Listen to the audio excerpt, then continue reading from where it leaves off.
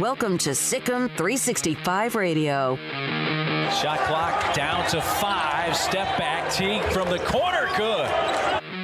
SicEm365 Radio is presented by IdealMRI.com. High-quality MRIs for $497 or less. IdealMRI.com. Your health is important, so is your budget. They just do snap it.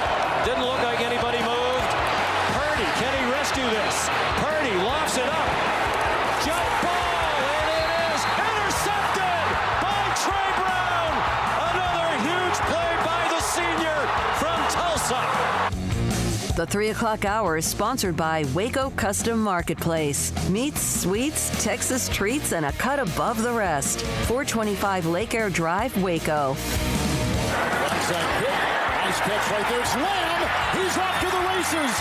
And this baby is over. And Dallas gets that play with Lamb returning it all the way for a touchdown. Now here's David Smoak, Paul Catalina, and Craig Smoak. Rapid fire, moving parts. Baylor today picks up a big boy inside. I'm talking about 350 pounds or so in Sic'Em365 from East High School in Salt Lake City out of via LSU. And, of course, the connection to Dave Aranda, the connection to Meatball, head coach, the defensive line coach Johnson as well. That decision came down today. News on Tanner Mordecai, Charlie Brewer, John Lovett, Raleigh Tejada, Jake Burton, and much more as we continue here early on this Monday on the week of Christmas on SicEm365 Radio. Paul Catalina, Craig Smoak, Armstrong Sims runs the mothership. We will talk to the former high school coach of Sic'Em365 who committed today to Baylor. He'll join us at 3:10. Brandon Matich at East High in Salt Lake City. Also, John Jacobs, boys men's basketball assistant coach with Scott Drew and company at 3:20 today. They have a game with Arkansas Pine Bluff. And then a very interesting topic and discussion today on something that needs to be discussed. We mentioned the Texas School for the Deaf when they won the state title a week ago Friday. Their head coach, John Moore, will join us today at 3:45 by Skype, along with an interpreter, Katie Northup. That will be today, among many other particular topics. And, of course, the college football playoff has been discussed. Paul, this big 350-pound defensive lineman, obviously Bravion Roy was the perfect fit for what they ran a year ago. Your thoughts about the commitment of Oppo, as he calls himself? That's his nickname. Well, he's a little bit bigger, at least weight-wise, than Bravion Roy, but that's really something they didn't have this year on the defensive line. Was for lack of a better term, just like a plug right there in the middle of it. And they run a lot of multiple fronts where there's 3 and 4 guys, and he can move around and take up 2 blockers, and that's going to be huge for the pass rushers like Landry, like Gabe Hall, like all the guys that are coming back on the pass, for TJ Franklin right next to him at defensive tackle. I think that's going to be huge for them to have a space eater like Yaka on that side. Craig, we've heard about him. This has been something that's been simmering for a while, and obviously there were others involved, but it appeared as if Dave Aranda and Meatball just outworked everybody. Yeah, Coach Johnson and Coach Aranda did a great job here. Obviously had the LSU connections. They'd already, been a part of his recruitment previously, had that relationship already established, and that's the benefit of having a staff who is at LSU. If an LSU player becomes available, especially on defense, then if he's worth the effort, then this staff will go out there and try to get him. And obviously, Ika was. Going into the offseason, there was a checklist of things that needed to happen. And for one, there was some decisions that needed to be made. And a lot of those decisions have now been made after just 1 week. I wrote an article kind of outlining that a little bit that I sent over earlier this morning. And you could not have asked for any better, quite frankly, as far as the decisions go for Baylor and who's returning. But there were also, no matter who was coming back, still some holes to fill. You've got, arguably 10 of 11 starters back on defense. Outside of just, William Bradley King, everybody's pretty much back, almost on your entire two deep. But there were still holes, even with players back. And one of those holes was having a big guy in the middle, a Bravion Roy, a nose tackle, having a real nose tackle. And he's going to be a guy who can fill a lot of room, who's going to be, tough against the run, and who contributed a lot in a very short amount of time at LSU. I mean, he only played in 4 games. He had 5 tackles, a sack, 22 tackles, 2.5 tackles for loss. There's video on the screen in case you're watching the video stream. 22 tackles, 2.5 tackles for loss, and a sack in his 13 games at LSU. So he's a big-time player and a big-time addition for this defense. My concern anytime you get somebody that big is how mobile they are. Well, really, you think about the great NFL nose guards and nose tackles. A lot of them are pretty quick on their feet. Some of them were just pluggers. I think that's the word that, Paul, maybe you used. They need someone like that, and obviously that's what he does. We'll see about his quickness. But you can't expect him to be too quick when he weighs 345 or 50 pounds. But Baylor, of course, needed depth, and they have there. You look pretty quick right there. I don't think you're even looking for quickness necessarily, though. You're looking for a guy in the middle who's going to eat up blockers and who's going to stop the run and who's going to, be a force there in the middle to plug things up. And if you look at the highlights, that's what he's doing. He's not coming off the edge. That's not his deal. They're still going to have to find pass rushers. William Bradley King was a guy who got into the backfield, but outside of that, name a guy that wasn't a linebacker that got into the backfield regularly, because all the other guys are basically just D tackles and run stoppers and things like that. He's going to be big time as far as stopping the run and still get into the backfield, but they will still need to go out and find a guy to kind of rush the passer. He'll also take 2 blockers at times, and that then frees somebody else perhaps up who cannot pick up a blitz, or possibly somebody else in the defensive line. A lot of things that happened over the weekend. Charlie Brewer announced that he was headed to Utah. Tanner Mordecai in the transfer portal. Baylor's not on his radar. I believe the favorite would be SMU because Shane Buechele is leaving. Jaquindon Jackson, who was a Texas signee and was there, is now transferring to Utah. Cameron Rising, who was at, I think, Texas, is already at Utah. And so that will be interesting how that would. There's no way, is it Kyle Whittingham, the head coach of Utah, would ask Charlie Brewer to come to Utah if he felt like there was a problem with him playing and wasting a year at Utah. Well, no, and I think that's a really good fit for what Charlie does. The Kyle Whittingham offense, which is kind of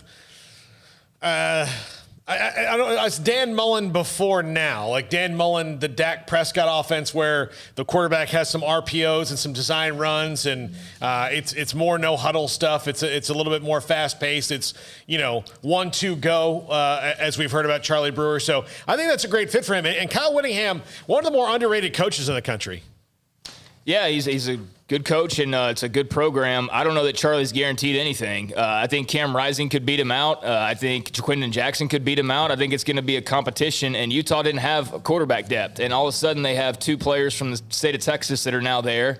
I don't know as far as available right away and all the details of everything. But on paper, they went from having no depth to a good amount of depth and a good quarterback competition. So I think it's a good spot for Charlie, but I don't think it guarantees anything. He's going to have to put his head down and work, which I'm sure he knows, which I'm sure they told him. And which I'm sure he's ready to do. Yeah, which I'm sure he's ready to do, and we'll see what happens. All right, 254-339-1122. That's the text. Matt in D.C., we just got one from you. It says Mordecai to Baylor. I don't think so. so. Just based on my due diligence, I believe that right now SMU is the favorite. That does not mean others aren't involved. Tanner was a part of that game. He didn't play in the Oklahoma win against Iowa State to win another 6 consecutive Big 12 titles. And what an impressive start they had. And then Iowa State tried to come back and then had not enough. And I tell you what, Purdy looked good at times. And then again, he throws the bad pick on 2 or 3 occasions. And what I would tell you just on Tanner Mordecai really quick, if you go back, a few years ago when he was in his recruitment, I mean, Baylor was certainly of interest to him, but I think he just did want to be out of town. I think he likes being somewhere else because this is where he grew up. So you can kind of understand that. Yeah, and also, by the way, the Raleigh Tejada news, which we kind of teased you with last week, that's official. He announced yesterday he's coming back. We're going to have Brandon Matich of East High in Salt Lake City here in just a moment. 254-339-1122, the number to call. But a lot of check marks. John Lovett, Craig, you just showed me that. John Lovett is going to Penn State. You could not have, if you would have said, give me where he's going to end up. I might have said 1 or 2 schools, but Penn State would have been one of those 2 schools. Yeah, it's close to home. I mean, I think John will have a good year there. He's a home run type of guy, and he did not have the blocking to be a home run type of guy at Baylor this past year. Had very minimal stats, but so did every other running back for the most part. Squirrel Williams wouldn't have if he would have stayed healthy, but he didn't stay healthy. So pretty pedestrian numbers from the offense as a whole this year, but especially the running game. So I'm sure he'll love to go get behind an offensive line that's going to be able to open up some holes for him and let him do his thing. Best of luck to John. He's a graduate of Baylor. That will never change, and he put in his 4 years, and, can't blame anybody for wanting some fresh scenery. And I can't blame fans for, also wanting to see some fresh scenery, which was kind of the case with the whole Charlie Brewer thing. But, Penn State is a spot that makes sense for him, and, we'll see what happens. But, I mean, that Raleigh Tejada news, I know we teased it last week, but that's pretty massive. I mean, that is giant news for this defense and for this team next year. If you go over the decisions that have been made, they lost a couple of guys, Brewer and Lovett, who, quite frankly, I'm not going to say they wore out their welcome, but it was just kind of like, all right, this was fun. We had a good run, but let's all just go date somebody else now. And so it was time. Yeah, it was just time. It was mutual, if anything. And then the only other 2 were 2 guys who were here for less than a year, and William Bradley King and Jake Burton. So, they were transfer guys. They were kind of mercenaries, if you will. And the NFL was always their target goal, and so that's where they're going. But everybody else is back. I mean, Tejada coming back, that was no guarantee. Ebner coming back, that was no guarantee. And yet both of those guys and more are coming back. I put up a note from Jake Burton, by the way. He gave me a text earlier today. I had that story over the weekend. May have been even Friday. I can't remember. Talked to his father. But he gave me a note, and he said that Baylor's in the right spot and whatever. Some people don't like what he said. Well, they're not. They kind of scoffed at what he said. But most people just happy that he was positive the time he was at Baylor. We're now joined by Brandon Matich, East High in Salt Lake City. That is where Siaki Ika was playing his football before he went up to LSU, and now he's going to be at Baylor with Dave Aranda. And Brandon, thanks for your time. We appreciate it. Did you at all have any conversations with Apu, as you mentioned, that's his nickname? Did you have any conversations with him about leaving LSU and who was on his radar? Thanks for having me on. And yeah, I did. Apu and I spoke a few times during this process, and I knew it was going to be hectic. You guys got yourself quite a star down there in Baylor. But he had a lot of opportunities to go a lot of places, and it speaks highly of your head football coach and your defensive line coach that they were able to land this guy to come to Baylor and be a Bear.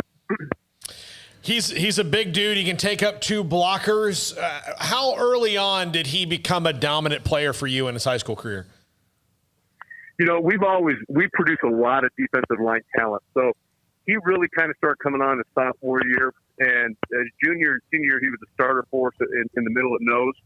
And it was prevalent early on that he was going to be. I thought he'd be probably the most highly recruited guy we ever had come through East High, and I think it proved to be the fact that he was the most highly recruited guy we ever had. It was quite a process, his recruiting deal, because he had offers from all over the country. And when he chose LSU, I thought it was going to be a home for him for the next 4 years. And here we are at Baylor. So how would you describe his game? So Apu, that's his nickname. Apu he's big. He's, all of 6'4", 340 pounds. But he's like a dancing bear. He moves from gap to gap. He can run sideline to sideline. Now, he needs to get in shape to run the Big 12. Those guys can throw the ball all over the place. But He can move now. He's not your typical two-gap plugger. He's got great feet. He's got explosive hands. He moves extremely well for a big person. He's going to be a delight for you guys to watch, and he's going to be able to be an every down guy. He's not just going to be a first or second down guy. I was told by somebody that knows somebody on the this isn't like he said, she said, but somebody that knows one of the coaches on the LSU staff, that he's also a great young man. Apu's a great young man, and he likes him. Is the change from Pelini going to 4-3 from what Aranda ran, is that the main reason why he's moving on to Baylor, or would have been out somewhere else? You know what? I don't know. I think that had a little bit to do with it. I think the personality fit in a 3-4 and the personality fit with Aranda and the relationship that he built with him had more to do with it. I don't think there were issues with Pelini and what he was doing, but I know he fits the scheme that Coach Aranda has put in more so than the one that Pelini had in. So I don't think there was ill will. I don't think there was issues in terms of personality. Apu is a young man that you guys are going to find has a big personality. He is very social. He's got a great smile. You're going to love to interview him. He's a great singer. You're going to have to have him sing for you. He sang the national anthem before kickoff of one of our state championship games out here in Utah. Wow! In full uniform, so he has some pipes and he's produced some music and has stuff out there. So he's a multifaceted, really talented young man. Is that, in a way, does that make him more intimidating to the opponent? Like, if you go and belt out the national anthem and then strap on the helmet and knock somebody over, does that really mess with someone's head? I think Apu walking in the stadium messed with somebody's head. He was bigger than most people. I don't think the thing or anything else had to do. They just didn't step a foot on the field and mess with those kids' heads. Coach, what kind of insight? I mean, we've gotten to know Dave Aranda over the last year or so and talked to him quite a bit, but what kind of insight can you give us from, the high school coach perspective and the recruiting perspective, just as far as, how his demeanor, kind of how he is and what you gathered from him? It's interesting. So he was at Utah State for a minute, for a cup of coffee for a year, and really turned that defense around. And then went to Wisconsin, and Coach Anderson and I are close friends, so I was able to go out to Wisconsin, spend some time out there with him, and got to know Coach Aranda a little bit better. But I will say this from a high school perspective. He's a very personable, genuine person. We get a lot of people who come through our building. We get a lot of coaches, and some bro hugs, and there's some phoniness to some of them. That doesn't exist in Coach Aranda. Coach Aranda is genuine. You can tell that he's laser focused on things that he wants and kids that he wants in his program. And he recruits high character kids first, talent second, and then he becomes very personable. And he gets into every facet of that young man's life. His high school coach, his counselor, he really digs in deep. I really have a lot of respect for how Coach Aranda treats high school football coaches and how he recruits kids. Let me ask you this, and I know that you may not have too much of the insight here, but Utah, obviously, they just got a commitment from former Baylor quarterback Charlie Brewer in his 5th year. And he's going to join what is already Cameron Rising, and then also Jaquindon Jackson from Duncanville High School, who committed and played or was at Texas, and now he's a part of the transfer portal to Utah as well. Can you give us any feedback? And did you ever get a chance to even see Charlie Brewer at Baylor play? I saw him play a little bit, yes, sir. I always have kind of a keen eye at Baylor. My father-in-law is a Baylor Bear, so every time Baylor's on TV, they catch my eye just because I got to have a conversation with my father on winter. I do think, it'll be interesting to see what happens with, in terms of him transferring there. I know that this year was strange. It's hard to put an eval on anybody, especially Utah. They played so few games, and I know that they had some quarterback struggles, and they rotated some guys through, and they had some injuries, and I think they're trying to find an identity on offense. So I do know with him coming in, there's going to be all the opportunity in the world for him to be the guy and really kind of transform that offense. We had Gary Anderson, by the way, on the show, I think, back during the summer because we knew about the connection with Coach Aranda.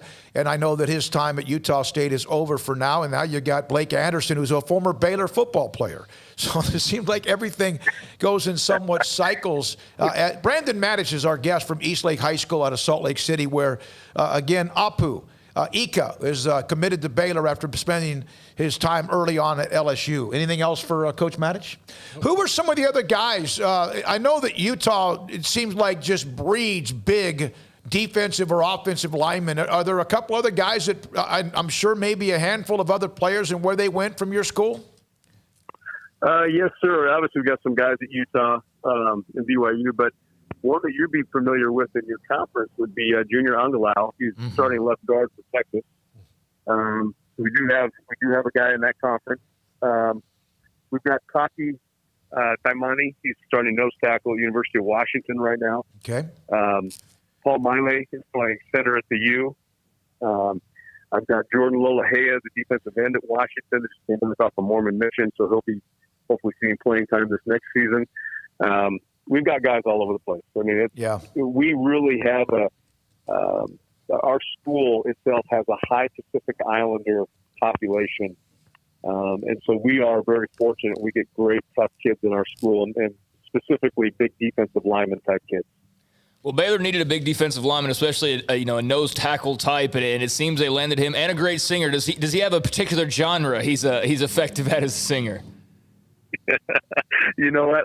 He'll sing anything, and he'll probably sing it on cue. I don't know if it's on the radio for you, but I'm sure you'll hear him. You'll probably look him up on SoundCloud or somewhere like that, find some of his music. But I know he's not like most kids nowadays. He's primarily into the hip hop stuff, so I know he does the R&B side of that. But his voice, he can really, really sing now. What's your father-in-law? Would you mind telling us who your father-in-law is for Baylor fans who are listening? Yeah, you betcha, man. His name is Alan Jensen, and I believe that he was an orthodontist coming out of Baylor. So he's a big Baylor supporter. He's pretty excited today to have an East Leopard be a Baylor Bear. I love it. Brandon, it's great. First of all, I just reached out to you on a whim because I know that Siaka right now or Apu's not doing interviews, at least not now. At some point, it sounds like we're going to love getting him on, and we'll try to do that at some point. But the fact you called me back so quickly on such short notice and great insight on your former defensive lineman, Siaki Ika, and Apu is his nickname, from Eastlake High School in Salt Lake City. Hey, thanks for your time. Are you guys done with your season? I noticed you didn't get a chance to play probably many games this year, did you? You know, we were blessed. We were fortunate. We ended up losing in the semifinals. We ended up playing a full season. Okay. So we were very lucky out here. They changed the rules in the semis. We had to be tested once we got there, but so we lost a few guys. But other than that, we were very lucky to have a full season. So, yeah, we're finished now. That's good. That's good. Hey, Brandon, thank you, man. We feel like we just added someone to our friendship. It's great having you on the show and all the connections as well, and appreciate your insight.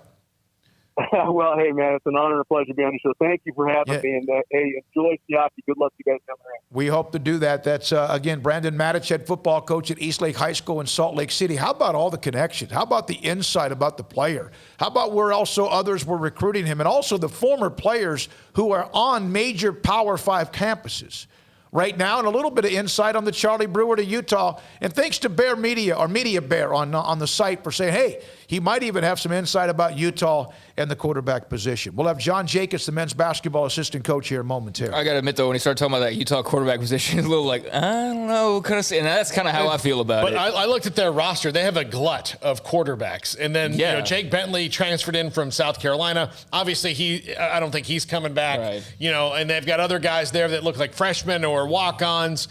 So really, I mean, Cameron Rising threw 4 passes this year. Mm-hmm. So obviously they don't feel that strongly about him yet. We got to take a break because we have to get John Jacobs on because they just got finished with a shoot-around. 254-339-1122. Your thoughts about what you heard from Brandon Matich, John Jacobs, and then we focus on Texas School for the Deaf, who won the state championship, and head coach John Moore will join us at 3:45, and this is SicEm365 Radio. If you have some issues with you're tired, you're lethargic, you don't feel right, you're not sleeping well, you're having some issues as you've gotten older, and I'm talking about 1 out of every 3 men have symptomatic issues when it comes to low testosterone level. How do you know? How about getting a blood test? And then after the blood test, Dr. Kent Petty at pettycliniclowt.com can help you if your testosterone levels have dropped. And there could be a reason for that. One, it's just purely age. It's part of father time. Some, maybe not. But if you have any of the symptoms I mentioned, you can't sleep well, you're lethargic, your energy is down, sex drive, ED, any of that, Dr. Kent Petty can help you find out a little bit more why and perhaps help you with it. Go to pettycliniclowt.com, contact them. They'll set you up with blood work at a lab. Tell them Smokey sent you, and you might get discounted lab work as well. That happens quite a bit. And then after the results or the blood work comes back, Dr. Petty will look at the numbers, and if your testosterone level's too low, he will put you in a program or give you the option of a program to raise your testosterone level so you can be the high-performance man you want to be. It's simple. PettyClinicLowT.com. Contact them. Blood work, results, Dr. Petty's program at PettyClinicLowT.com. With your Ram truck from Allen Samuels, you may not have to plow through snow and mud or pull heavy loads, but you could. During the Big Finish year-end event, you get a Ram deal like no other. Employee pricing for all, 0% for 84 and no payments for 90 days. Ram 1500 Lone Star for Christmas. No other truck comes close. And ask about Big Finish pricing on Ram Heavy Duty and Ram ProMaster for your business. Happy holidays from Allen Samuels. How did Edward Jones become one of the biggest financial service companies in the world? By not acting that way. Financial strategies, one-on-one advice, it's a big difference. And that's why Brad Wilson, your Edward Jones financial advisor, makes sense of investing. Experience the difference for yourself. Brad Wilson, 250 Sharon Drive in Woodway, 254-776-4337. Edward Jones, member SIPC. At Ideal MRI, we feel blessed to be a part of the Waco community. We're a small family business right here in Central Texas, and our goal is to bring down the cost of healthcare while maintaining high quality. At times like this, the cost of healthcare has never been more important, and unfortunately, significant illnesses and injuries still occur. That's why Ideal MRI is open and here to serve you through the difficult time. We offer premium MRIs just like a hospital with state-of-the-art technology and specialists, but you'll pay less. Sometimes thousands of dollars less, whether you're using insurance or not. At Ideal MRI, we accept most insurance and there are no hidden costs. Even offering financing if that's needed, everything included in the price, and you'll not get something as a surprise in the mail later on. If you need an MRI, ask your doctor about Ideal MRI. They'll know. You can schedule an appointment safely from home online in minutes at idealmri.com or give us a call, 833-IDEAL-MRI, idealmri.com. Texas Farm Bureau Insurance has protected fellow Texans with auto, home, health, and life insurance since 1952. With more than 260,000 square miles of land and 27 million people, that's a lot to cover. Whether you're wrangling cattle or wrangling kids, we're proud to protect Texans in all Texan ways of life. Stop by and see our agents at one of our 3 McLennan County locations. Coverage and discounts are subject to qualifications and policy terms and may vary by situation. Waco Custom Marketplace is your home for holiday favorites for parties and the time with family. Various specials available in-store and online. A variety of steak gift boxes with 4 ribeyes for $70, 4 bacon wrap fillets for $55, or 4 New York strips for $50, and all come with steak butter. Fall snack box for watching a game or wrapping presents or hosting people at your house, including summer sausage, split horn, and jalapeno cheese, and salted crackers for only $35. 2 pieces of lobster tails with herb butter and 2 bacon wrap fillets for $60. Order online or call in advance to ensure availability, or drop by Waco Custom Marketplace at 425 Lake Air Drive. Waco Custom Marketplace has a full-service butcher shop for customized orders or cuts of your favorite steaks or beef tenderloin or specially ordered prime rib roast. Plus, what you want with pork, poultry, seafood, and more. Waco Custom Marketplace, 425 Lake Air Drive in Waco, or WacoCustomMarketplace.com.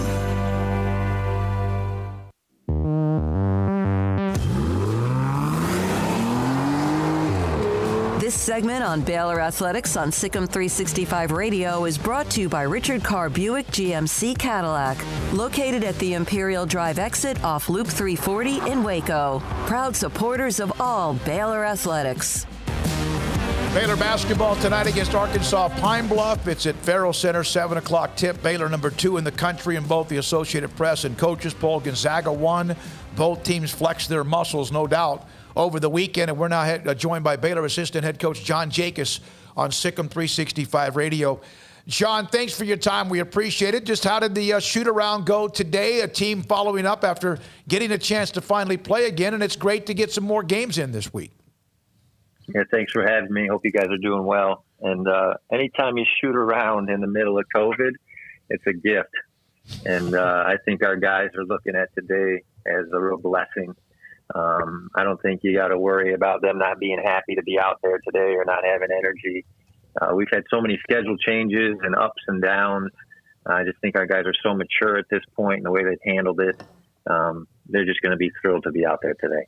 I know Kansas State isn't particularly what they've been in the past, but it's still a Big 12 opponent, and you still didn't have any regular practice for about a week. How good was it to see your team come out and, just throw down the hammer like they did in the first half on Saturday? Yeah, I think Kansas State does a great job. I think we think Bruce is an incredible coach. He's coached in the Final Four before. He's obviously won the Big 12. He definitely knows what he's doing at a high level. And so we took that game serious, and I think just the guys mentally understood how important it was. The worst thing you can do is lose a game in a Big 12 if you're trying to win a Big 12 championship. So they were locked in.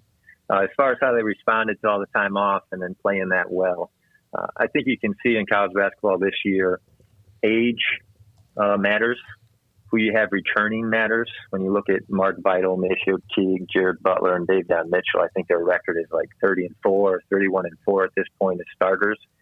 So I think we have kind of a leg up in this awkward COVID environment just because of the age and the maturity of our returners. Even Flo, who hasn't started in the past, this is his third year here. So we trust our older guys, and the younger guys follow well. And then obviously Coach Drew and Coach Tang have been doing this for a long time. So I think we're on the same page, and the maturity won out that day. You guys have such a tremendous amount of energy and just are so fun to watch. How much fun is it to be a part of this group? Yeah, I think some of that credit goes to Alvin Brooks, one of our assistants. I came here, and he does this thing where we kind of judge body language, and we actually give a score to it. And it's something I've never been a part of. I've been at great places. I was at Gonzaga before this. Obviously, they're pretty good. But never have we focused so much on the idea of body language.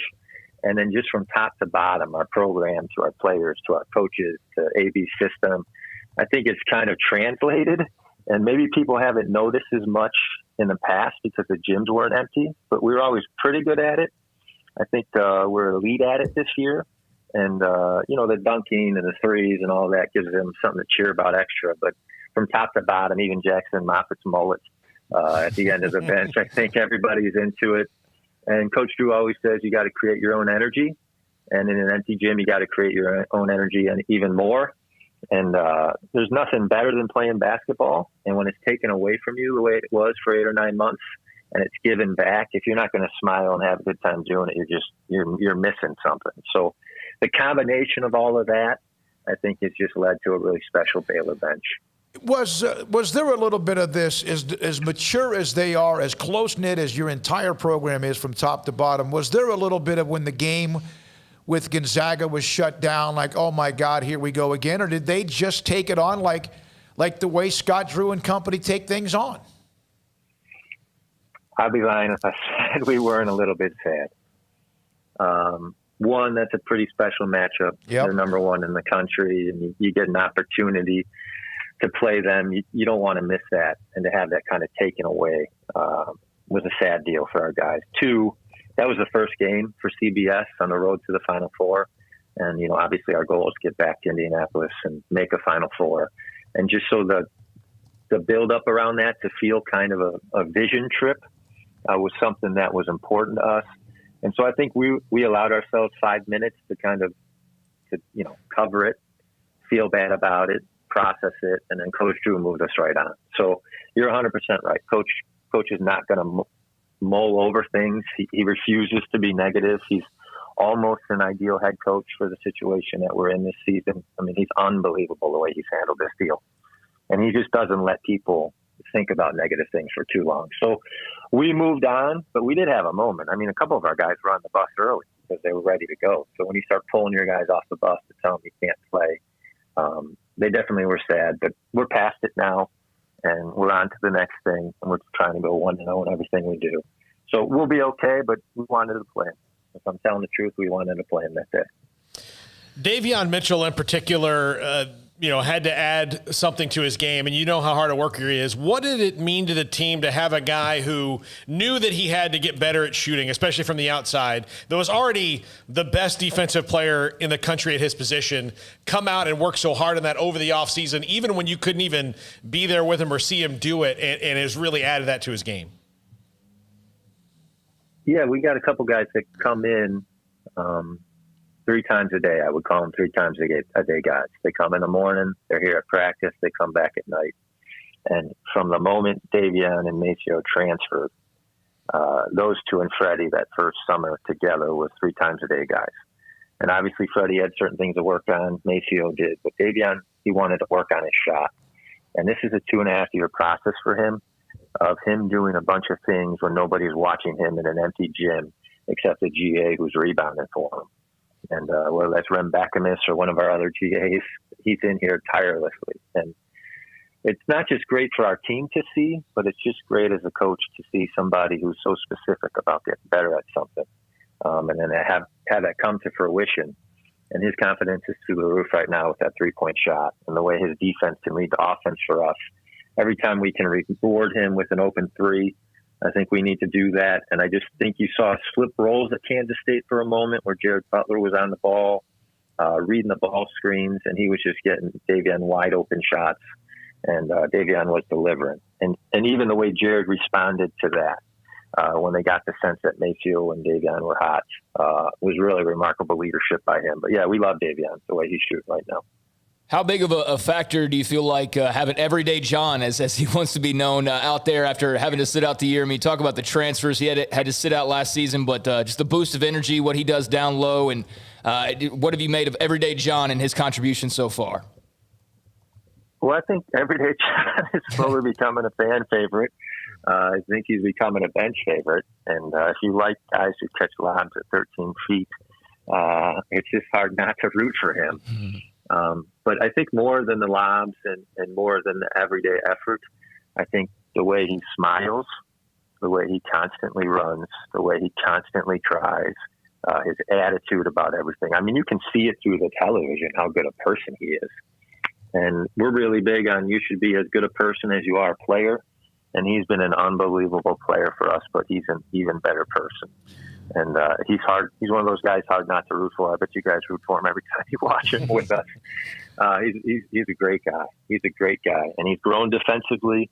Coach Tang's done a wonderful job with him, not just on his defense and his switching and his rim protection, but growing him offensively from where he was to where he is now. And we actually expect him to get better in the next few months as he settles in and begins to do some of the things in practice more often in games. My first thought when we first got a chance to have him at a media availability was you put Scott Drew's enthusiasm in a basketball player's body. Yeah, that's not far off. Not far off. Coach, that was Coach's recruit. We all recruit together and we're a family, and we try to treat it like, like an NBA scout. We do background stuff and we find out about the family, but more than ever, we find out about their body language, their attitude, whether they smile or not, who they are off the floor. And Coach Drew hit a home run. I mean, the background check that we did on him, and then who he is as a person, combined with his time with Charlie in the weight room, combined with his growth as a bigs, with the rest of the bigs and Flo and Coach Tang, it's a perfect fit. But the Scott Drew, Everyday John combo is a match made in heaven. It's a match made in heaven. John Jacobs with us, assistant basketball coach at Baylor. They played tonight against Arkansas Pine Bluff, 7 o'clock tip at the Farrell Center. You also have a game in a little over a week. Are you going to get enough, you think, games in to kind of get into a groove before you go back into conference play that first week in January? I mean, you're asking me to predict the future in 2020. Listen, I'm trying to be good at my job. I can tell you straight up, I ain't that good at anything. Yeah. Okay. Now I'll give Coach Peterson a lot of credit. Coach Peterson's been grinding. I think out of the 357 schools that play Division I basketball, he's called 350 of them in the last 2.5 months, constantly looking for replacement games. And if you're going to find two guys in Coach Peterson, Coach Drew, that are just going to tirelessly make sure that we play a game before conference, They're the two. So my prediction is that we will play a game before conference. That's good. And even if things go poorly, they'll fix it. And the way they handled the change from Mohegan Sun to Vegas, and then the way they've handled the change from Gonzaga to having replaced that game, there's no two better pros and vets than those two. So even though I can't predict the future, my guess is that we're playing a game before the Big 12. Thank you, John. Anything else? Yeah, I guess I was just curious, during the football season with the scheduling, I know it's a bit different, but it seems like football was able to learn some lessons throughout the year of like, hey, maybe this old way of doing things is not the way we always have to do things, or maybe we can do things differently. Have there been anything that you guys have already picked up on that maybe changes moving forward that you've learned through having to go through all of these, trials and errors, issues, trials and tribulations? I think the one thing about us is that we're never going to change our main mantra, which is joy, and that's just Jesus, others, and yourself last. And we put everybody on the team before ourselves, and that's just a Scottrue thing, and that's not changing. When it comes to the day-to-day, asking 18 to 22-year-old men to live in a bubble, never leave their apartment, be quarantined, just the mental health piece, the loving them piece, the doing things for them and with them that make them smile, trying to find as many creative ways as you can to make them feel like a team. I thought we were good at that in the past, and Scott and Jerome have been excellent at that for as long as they've been here, but I think we've taken that to a new level. Coach has done a great job at just making sure we love our guys first. And that's been hard. That's been hard, but working for Scott in a time like this, like I said, it's almost like he's built for this.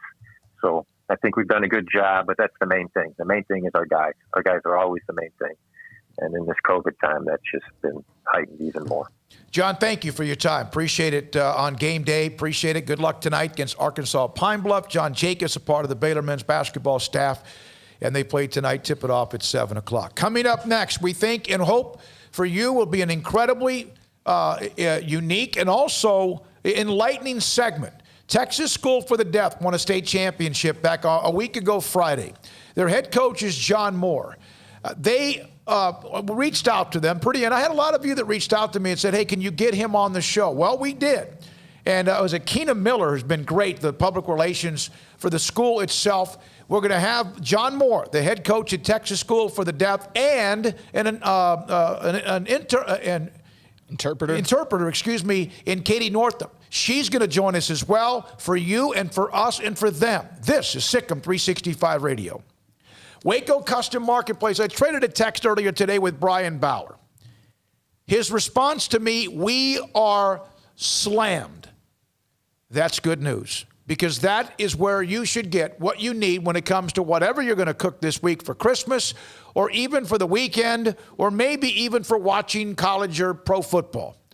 It's a great place. It's local. It's been owned now, the Bauer family for quite some time. Let's say you need a turkey. Got it. Some sort of ham. Got it. If you want to get some sort of a rib roast, a prime rib roast, whether it's a smaller one, if it's just a couple of you or 2 or 3, or a larger family, one that might feed 8 or 10 or more, they can customize and cut that for you as well. Waco Custom Marketplace is your hometown grocery store with a bakery and butcher shop. Butcher shop with beef and poultry and pork and seafood, a bakery with whatever you need, from including every morning fresh kolaches to fresh baked bread, cookies, cakes, and more, even pies. And then, of course, when you walk through the front door, if you need just something like a soft drink, energy drinks, or cold beer and wine, they have that as well. And up and down the aisles, they have what you would need when it comes to just everyday whatever it is when in the kitchen, whether it's seasonings from simple as salt and pepper to much more, including barbecue rub. And so we've got pasta, boxed meals, canned goods as well. It's Waco Custom Marketplace, 425 Lake Air Drive in Waco. Bone-in rib roast, boneless rib roast, whole tenderloins, and trimmed tenderloins. They have holiday cuts for you. They have gift boxes for you when it comes to family members, friends, or even clients or yourself, including gift box with ribeyes, New York strips, bacon wrap fillets, and even lobster tails. Waco Custom Marketplace. You can order online as well at wacocustommarketplace.com. With more more than 160,000 alumni worldwide and counting, the Baylor family is growing. And through the university's expanded Baylor alumni program, the family is growing closer. With hundreds of local volunteers planning events in cities and towns around the country, you can gather with fellow Bears no matter where you are. So, get connected, get something started, get involved, and make plans to get together with Baylor alumni. Visit us at baylor.edu/alumni.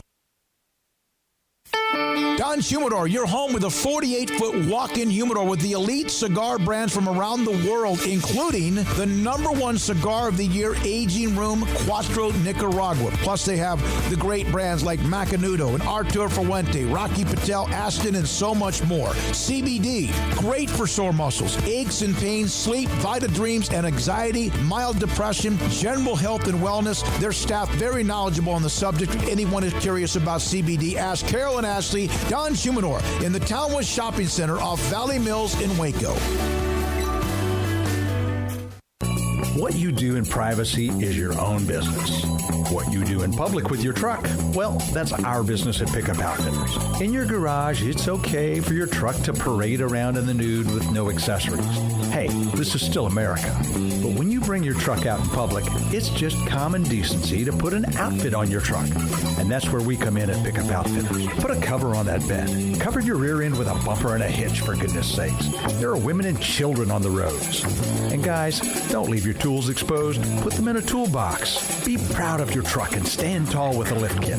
Or improve your truck's posture with a leveling kit. Add some class to your pickup with new wheels and tires.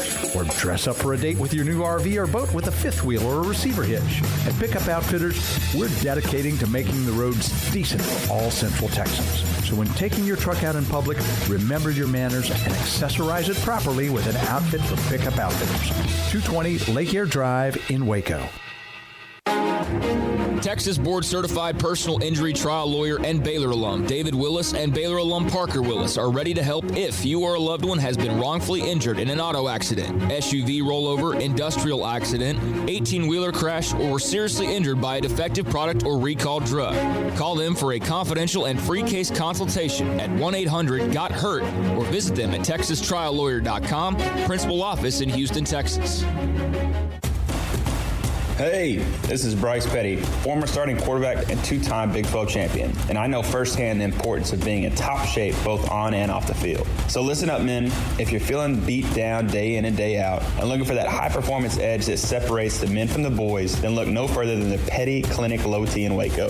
Petty Clinic is a comprehensive men's healthcare clinic with an atmosphere catering to men. Board-certified Dr. Kent Petty has a special interest in offering the highest quality medical care to men of all ages. Some of the services offered include screening and treatment for low testosterone or thyroid, infertility, high blood pressure, diabetes, high cholesterol, sleep apnea, while offering comprehensive wellness exams and complete men's health lab panels. High performance men, remember, it's not just a Petty thing. This is Bryce Petty, encouraging you to reach out and Google search Petty Clinic Low T or go to pettycliniclowt.com and get your complimentary lab screening today.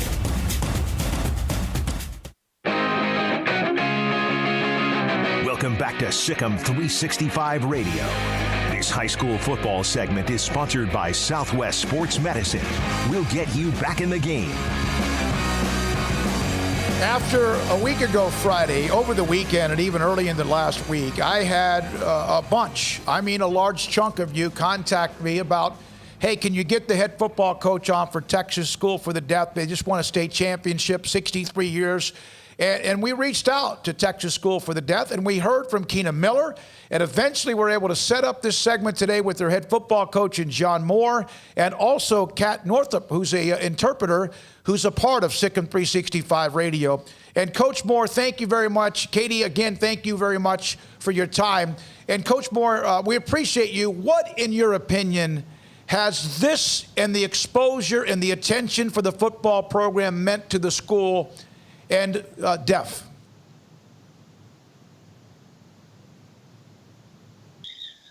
Well, hi there, everyone. Thank you so much for having me on the show. First of all, it's a great opportunity to be a part of this. I know that the exposure that we've received has been wonderful for the school itself. Also, just for the deaf community throughout the entire nation. There are just a lot of students, a lot of deaf people, a lot of people in general who haven't heard of schools for the deaf and the sports programs that we have. So it's almost like a grand hello, we're here. And I think it's going to be the same for many other schools for the deaf in the nation. When did you know this particular group was special and had the potential to win a state title? Well, I've coached this group of boys since they were in 5th grade, and I've coached them through that entire time, 5th until now. And I think it was around when they were in 7th and 8th grade, they had an undefeated season. And I think it just showed their passion, their love of football. And I knew that somehow we were going to have great seasons with this group. And here it is. It came true. What was it like? And I know the game wasn't one that came down to the wire, so that you had some breathing room. But what was it like when the clock hit 0 and you could, just feel like, hey, we did it. We reached the mountaintop. We're state champs.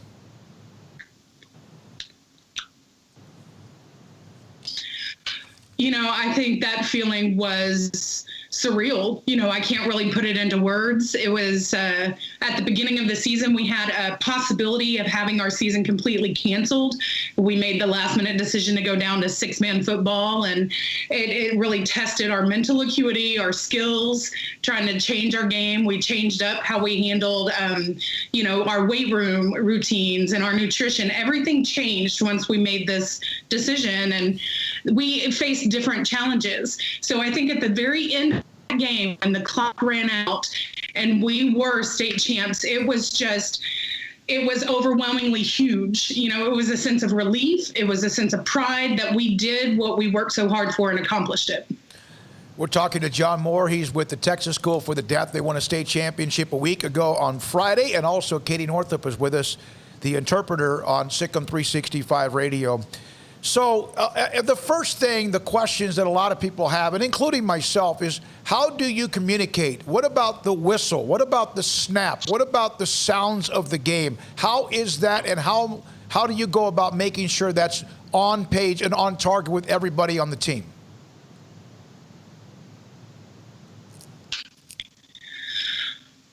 Well, at the Texas School for the Deaf, we serve over 500 students, and we were established 163 years ago. And I think football has always been part of our school history. And in terms of communication access, which is, plays a major role in all of our lives, especially for our players, I think having a deaf coach like myself with our deaf players, we have easy communication. We're able to practice and learn that football game as best we can. And we always give the refs a heads up that, you may blow the whistle. Well, that's not going to work. Our players may continue to run down the field. We don't want them to throw a flag or penalize the team for any of that, because our boys play hard. And so we give them a heads up that if you blow the whistle and they don't stop, the best that they can do is just kind of wave them down. Our boys have great peripheral vision, so they'll catch that movement and hopefully they'll stop down the field. Sometimes it works against us, sometimes it works for us. It just kind of depends on the refs that we have during the game. You attended Gallaudet University, which I know has a great deal of history in football in general. They invented the huddle. What was Gallaudet's influence on you as a coach personally?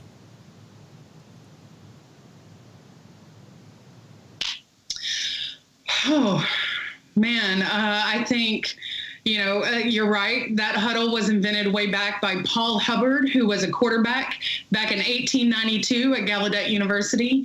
And, just to explain a little bit about that, the reason he did that was because previously they would all stand in a line with the quarterback in front of them, and you could see the opposing team and how they explained the plays. And Paul didn't like that. So he asked his boys to huddle around them to keep it a secret. And I think for myself, just being part of Gallaudet that it really did influence how I coached. It influenced how I communicate with opposing teams, our hearing teams that we play against. And, you know, I started coaching, you know, the different coaches at Gallaudet University just influenced me in how they guided me through my years there. And so I bring that to what I do now. Coach, where did your football journey begin? How did you find the game of football in your life? Where did the love come from, and what made you decide to get into the game?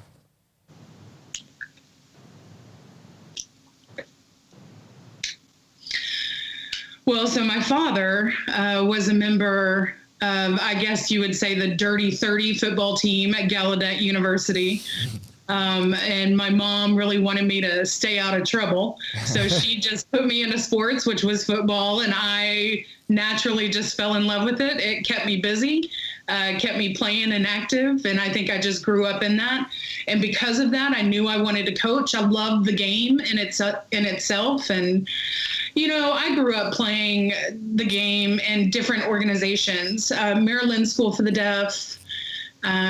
I didn't play college football. Unfortunately, I played college baseball, but I did coach at a deaf school called Model Secondary School for the Deaf, which is close to Gallaudet, and then started my coaching career there, moved to TSD, and have been coaching ever since.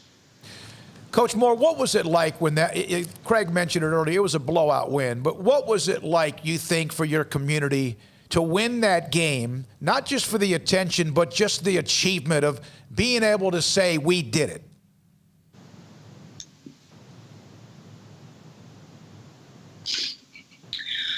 You know, I think it's very meaningful. It's a huge impact. You know, in our school's history of 163 years, we've never won a state title. And I think just the team itself, I think it was 64 years ago, went into the state game, but then we didn't win the title. We got second. And so getting into the state game again just brought those hopes up, and then winning the championship, it's just such an achievement, a milestone. And, you know, another thing is that Veritas beat us in week 1 by quite a few points. And so this rematch, we came into it a little bit nervous and excited for it, but we had a lot of preparation. We had some good game plans, and our boys just followed things to the T, and they brought their A game, and they delivered that state championship. But I also want to share with all of you out there that just because we won this state championship, we were not the first deaf school to win a state championship. I think in six-man football, we're maybe the third or fourth in the long history of deaf schools playing football.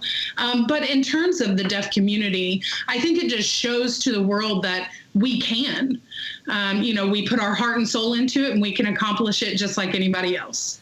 John Moore is the head football coach at Texas School for the Deaf. They won the state championship. Katie Northup is the interpreter here on SicEm365 Radio. Do you know, does he recall the name of Kenny Walker? He's from Denver, Colorado. He ended up playing at the University of Nebraska and played in the NFL. And what does a story like that do for the deaf community?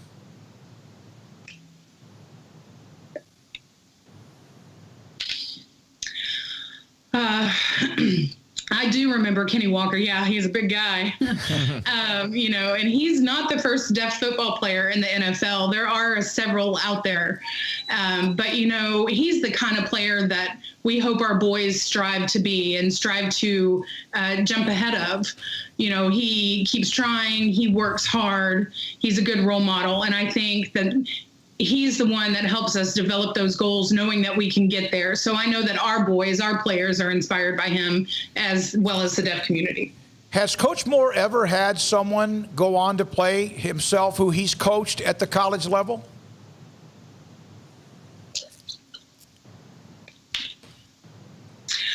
Yes, a lot of our boys actually end up going to Gallaudet University, and they're a Division III university, which is an all-deaf team, all-deaf school.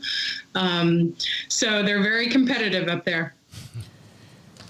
Merry Christmas. We appreciate you. Katie, we appreciate you. Paul, anything else? No, this has been fun. I tell you what, we love this. And I guess there's one more question. I asked my brother, my oldest brother, speaks sign language as well. Is there a difficulty initially for someone from the deaf community to learn sign language? Or is it just like we would learn the English language?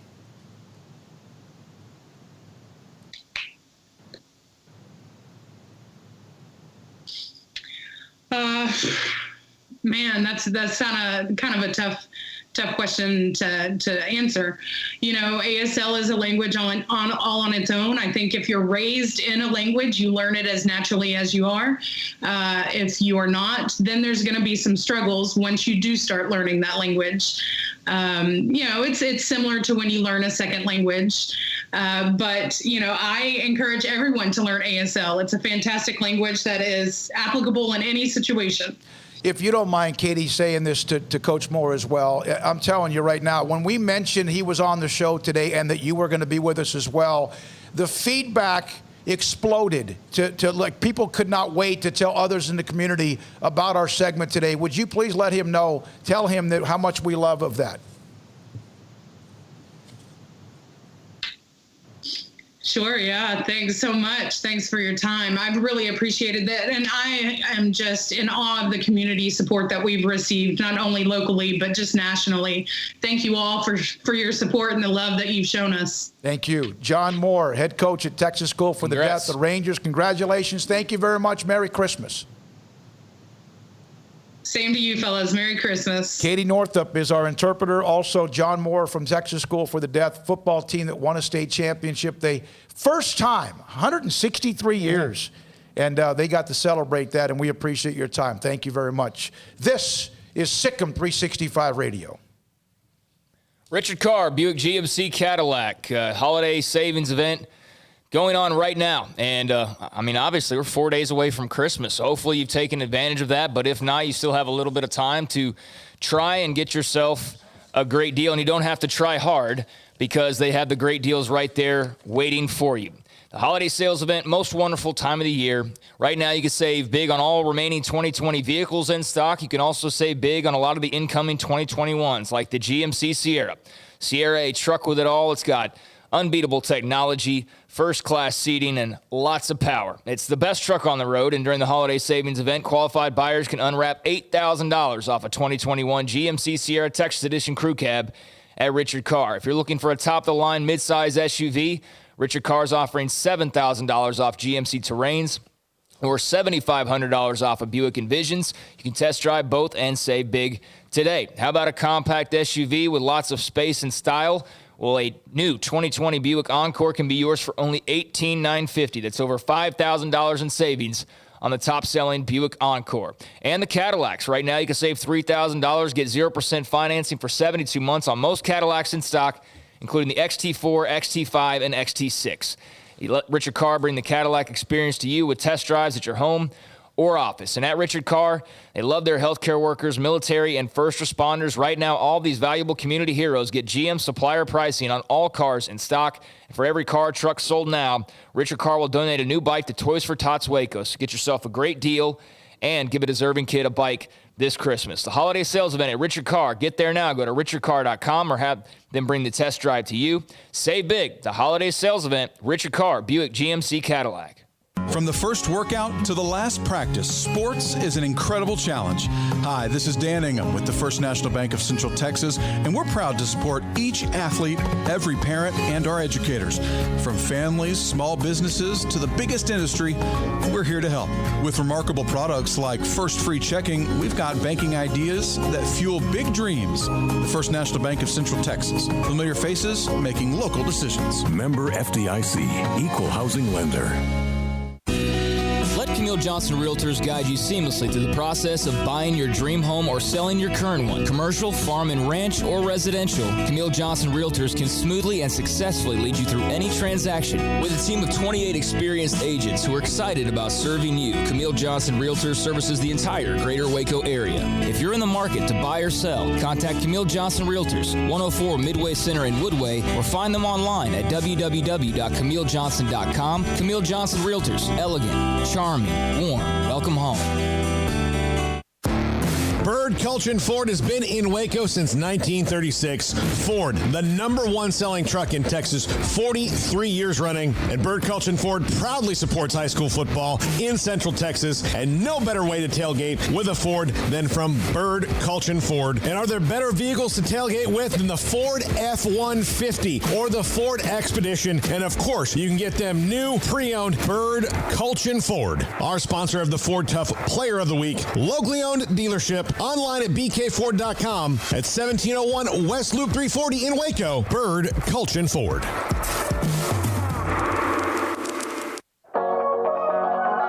The holidays are here, and I have a simple question for you. Will you weigh as much more or less than you do right now when the holidays are over? Why not end the year in better shape than when you started and create momentum for 2021? Waco Regional Tennis and Fitness has numerous options for stocking stuffer gifts with gift cards for gym or tennis membership, fitness merchandise, tanning, massage, tennis lessons, and personal training. Perhaps a gift for a client, a family member, or a friend. You just need to walk through the front door to change your life. Waco Regional Tennis and Fitness with personal trainers Christy London and Randall Corley. 40-plus group exercise classes, including twice-a-week boot camp. Spacious, clean workout room, free weights, Cybex cardio equipment, and no intimidation. A tremendous camaraderie and family atmosphere. So get the best and healthiest Christmas gift you can for someone or yourself. It's time to react today, not tomorrow, at Waco Regional Tennis and Fitness on Lake Shore Drive in Waco.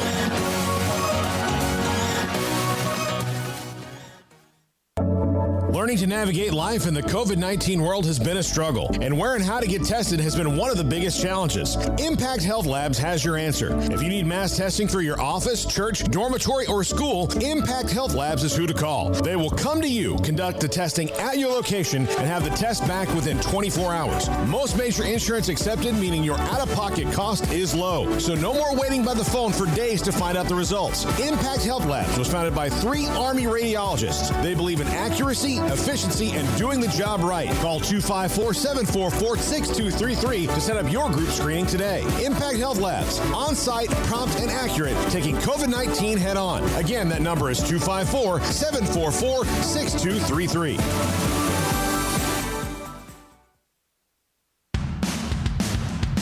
Welcome back to SicEm365 Radio. It's time for our weekly segment with Max Olson of The Athletic. Brought to you by Pioneer Steel and Pipe, where customer service is their main focus. And best in metal, steel, and pipe for large or small projects. With 2 locations in Waco and Bryan. Family owned and operated since 1943.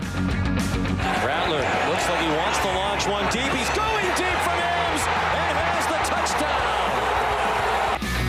The 4 o'clock hour is sponsored by Boozer's Jewelers, the wedding ring store, specializing in custom jewelry and repair, all in-house. Now here's David Smoak, Paul Catalina, and Craig Smoak. All right, here we go, this 4 o'clock hour. Adam Rittenberg of ESPN.com will join us at the bottom of the hour. Paul Catalina's lined us up with a writer for the Associated Press that covers the Army football team that's in the news because there's no bowl game for them after going 9-2. And there are availabilities because a lot of teams are opting out. Some bowl games are just flat out not going to play. But that's another story. And Max Olson joins us. He is our go-to guy, theathletic.com, on college football. So, Max, did the College Football Playoff Committee get it right? They did what I thought they would do. Yeah. I mean, I was fine with the way it went. Not to say that, A&M fans don't have every right to be, really mad and frustrated about it. I'm not telling them they're wrong for feeling that way. But, it's what you expected. Obviously, the margin of defeat for Notre Dame there is huge and creates a whole new assessment of their resume. But ultimately, the committee respected their kind of the season long, what they'd done more than what we'd seen from A&M. And I think it was really close and certainly debatable. And I think if Oklahoma hadn't lost to K-State, it may well have been Oklahoma taking that spot. But I think ultimately Notre Dame makes sense. And look, any team that they put in that number 4 spot has to play Alabama. And I think any of them would probably be a 20 to 28 point underdog, I think probably. So it's like no matter who you pick there, I mean, it's probably going to look the same. Has this year grown the chasm between the Power Five and the non-Power Fives, in that essentially the non-Power Fives should just ask the committee, just tell us straight up and down that we don't have a chance at this, and we'll figure out something else to do? Yeah, I think they're tired of being lied to. You know, when the Gary Barta and the previous spokespersons for this committee, basically the chairs say, yeah, we respect the group of five and everybody has a chance at the start of the season to be considered for the playoffs and all that. I think we can all tell that that's certainly bogus, and so, I'm somebody who I'm good with any outcome that gets us to 18 playoffs. And, it sort of feels right now like, while an 18 playoff isn't the solution every year, and maybe not even this year when there's just 2 to 3 really, really good teams, I do think that would maybe create a little more peace in the sport, where at least you would have an automatic bid for a group of 5 and you would get a chance to actually, be in the mix here, because, what is Cincinnati supposed to do differently? What's Coastal Carolina supposed to do differently? I think it's certainly unfair to them that, they won every game on their schedule and really can't get any closer than they did. Max, we hear so often about, Alabama's recruiting and Georgia and all these other teams that they recruit very well year in and year out. And it's the same teams. It's the same 5 to 10 teams every single year in the recruiting rankings. And, that's just part of history and tradition and winning and all that. But how can a Coastal Carolina or a Baylor even, or teams that aren't one of like 5 or 8 that are there every year, build their programs outside of winning if they don't ever get an opportunity to have the showcase that those others get every single time? Yeah, I'm with you. And, in the past, Bill Hancock has sort of cited that Houston team, Tom Herman's second team there, the one that, that beat Oklahoma and beat Louisville, as kind of the example of, look, if that team had won out, that would have been good enough to make the playoff. Now, I don't know if I totally believe that, but I think it's unfair to say, hey, you have to play this exactly perfectly, where 2 really, really good Power 5 teams want to play you in a year. I mean, who's lining up to go play Coastal Carolina after this season? They don't want to get upset, I would think. And same with Cincinnati. Cincinnati was supposed to play Nebraska this year. I think we obviously know, Smokey, that wouldn't have helped their resume at all. But, they're going to go play some good teams next year, and hopefully they can kind of put it all together and make a run. But I think it's unfair that it's going to take not just perfection, but it's going to take scheduling really, really good teams that end up having good seasons, and there being enough room. Like the bar is just so damn high for them. What do you think of Charlie Brewer to Utah? Yeah, really interesting. I thought that I can understand Charlie Brewer kind of looking for a little bit of a fresh start when you get that bonus year. I sort of figured he'd be a guy that may just, kind of like Sam Ehlinger and others, just sort of been like, yeah, I've been in college for 4 years. I've been a starter this whole time. It's been a long 4 years. I'm ready to move on. But very intriguing that Charlie Brewer would go to Utah, where their competition, I think, is going to be fascinating. I would think the fact that he and Jaquan Jackson committed at the same time to Utah, it kind of makes me think that other schools probably should keep recruiting those guys and saying, hey, we've got a better opportunity for you there, because it is an interesting 3-man competition there at Utah. But I wish Charlie nothing but the best. I think that, to me personally, from my vantage point, I thought he always felt a little bit underappreciated and just did some tremendous things at Baylor. And so wish him the best in terms of being productive there and staying healthy. Max Olson, theathletic.com, with us on SicEm365 Radio. So Oklahoma is like death and taxes, right, when it comes to the Big 12? Yeah. It's funny. We just got done taping our podcast that we do, One True Pod, with me and Jason Kersey. And we were talking about, like, what is it going to take to throw in Oklahoma? And honestly, you kind of have to, like, throw up your hands and say, is it just going to take Lincoln Riley going to the NFL? Like, is that what it's going to take for, like, the Big 12 to open up again? What do you guys think? Yeah, I don't know.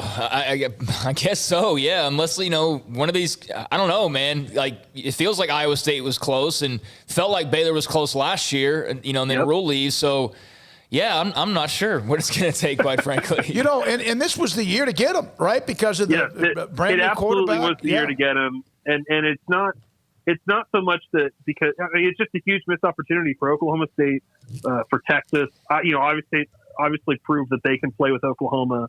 And those two games, it's not like they lost one of those games by 24, right? Like they proved they're right there with Oklahoma this year. But it's just this was a down team for them, a younger team.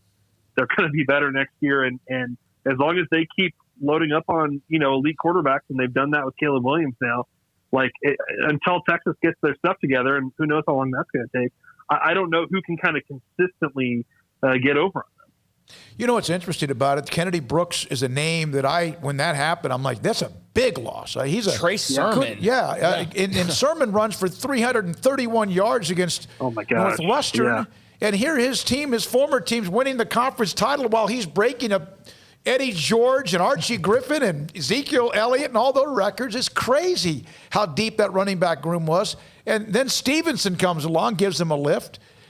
Lee, I guess that's the only weakness they might have. If he moves on, who's their next running back? Is that Wheaton kid coming on board, Craig? Do you know?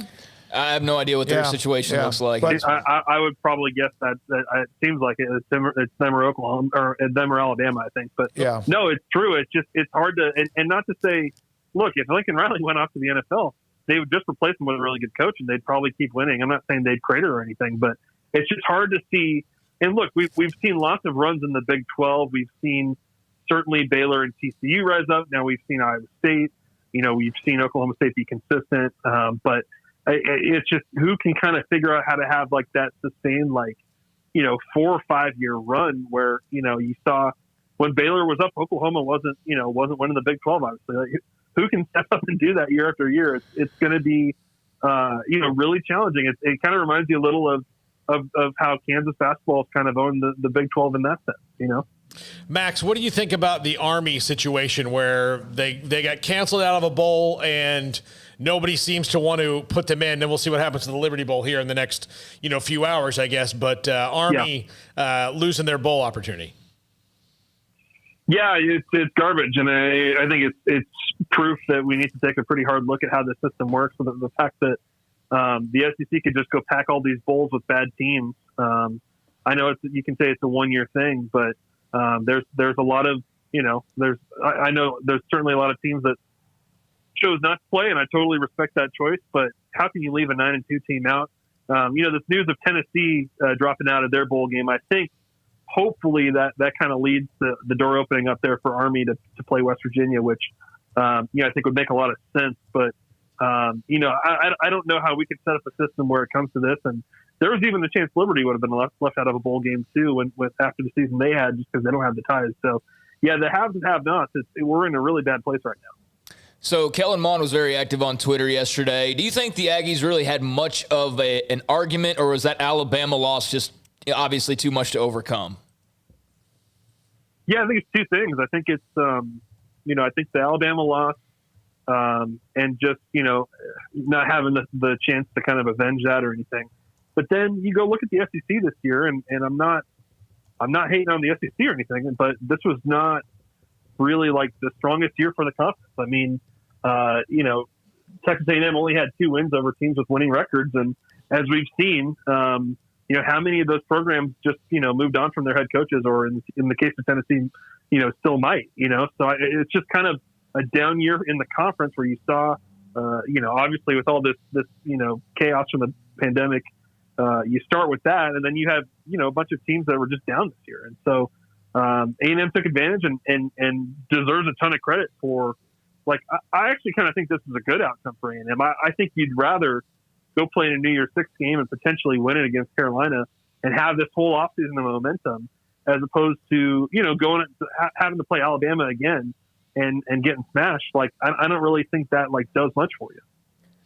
Yeah, it's just I don't know if that I don't know. I didn't watch a second of the college football playoff committee. I saw as it was being released, and they got to 4, and I'm like, okay, Notre Dame 80%, perhaps A&M at 9%, and somebody else at 4%, whatever it was going to be. It's almost, is college football? I know that there's blue bloods. But my God, when you have some of the blue bloods who are struggling, Michigan and Penn State and Texas and Nebraska, among some others, is college football really now, is that weak? that the same 6 or 8 teams, or has it always been that way? I don't remember it always being where you have Clemson could play Alabama 5 of 6 years for the national title. Yeah, and look, I don't know that an 8-team playoff is going to change who plays in the national title game on an annual basis. I don't know that it will, and I think that's why it's fine, right? Like I think that's why you're not screwing up how this season should end. You're just giving more teams an opportunity, a seat at the table here, and I think that's what's missing. I think obviously the thing that I just find frustrating, that I don't know why this is the case, but why wouldn't Larry Scott and Bob Bowlesby and the other commissioners rally together and say, "Hey, this is going to solve a lot of our problems. Let's try and push for this." I don't know what it would take for them to get that, but I think that the benefit for everybody is there, and there's certainly more money to be made off of it. So I would hope that after all these Final Fours where you've got the same. I think there's been 28. So I read there's been 28 spots and like 11 teams have taken them or something like that. Like over these years, like I think we're seeing the way it's played out that you at least got to bring more programs into this mix and maybe that fosters a healthier game. It feels to me almost like the difference between there's blue bloods like billionaires and millionaires. It's almost like Alabama and Clemson are Amazon and Google, and then somebody else is just like a big regional, like Bojangles chicken. Well, I feel like the love fest for the SEC, although it's somewhat deserved because they have been dominant, but like it extends to everybody in the conference, and it's like we just automatically put them on this pedestal. And I don't know how they PR'd this so well over the last few years, but they went from in the 90s, they didn't matter to me like at all. The SEC didn't matter to now like we kiss their feet and everything goes their way. And as a college football fan, I don't like it. It disinterests me, quite frankly, even though there are great teams like Alabama. Well, and I think that just keeps playing out in the way recruiting goes then, where you've got the top 100 recruits in the country and, they all kind of want to go to the same places. And they do that, quite frankly, because they want to win and they want to compete for national championships. Mm-hmm. And so I think if you can open up the door here where, the Big 12 champ does get in every year and the ACC champ gets in every year and you've got, the best G5 team and 2 at-larges, like I think that's a fine model that at least gives more programs a chance to say, look, when we put it all together, we can make the playoff. And I think that's, you think back obviously to the first year we did this and you still wonder a little bit like, look, can the committee also just not get past like the brand names here and put one of these in? And so I think if you had the 18 playoff, I think there's less resistance to that. And I think we continue to see that play out year after year. Here's the problem with it. In what Craig said, what Paul would, if you only know there's going to be 5 or 6 truly invited, like it's like Augusta National, then you are forcing the recruiting to go to those 6 or 8 schools.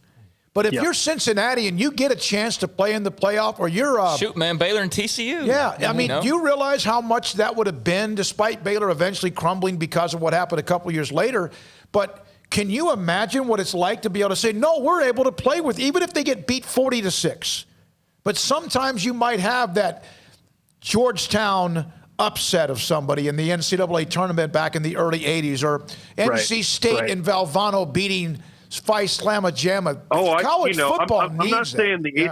Yeah, and I'm not saying the 8's going to beat the 1 very often, but we've certainly seen over the years, whether it's Boise State or TCU or Houston or Cincinnati this year potentially.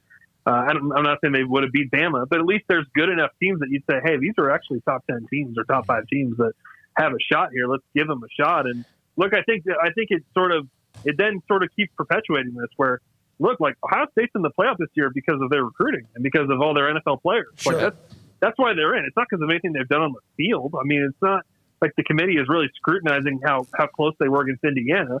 They're just in on a perception that, look, they could win the national championship. And so I think and that's fine, I get that, but I think when you open it up to 8, I think you start to change that perception of there are more than just 5 or 6 teams out there that can win it all, and let's give them a chance.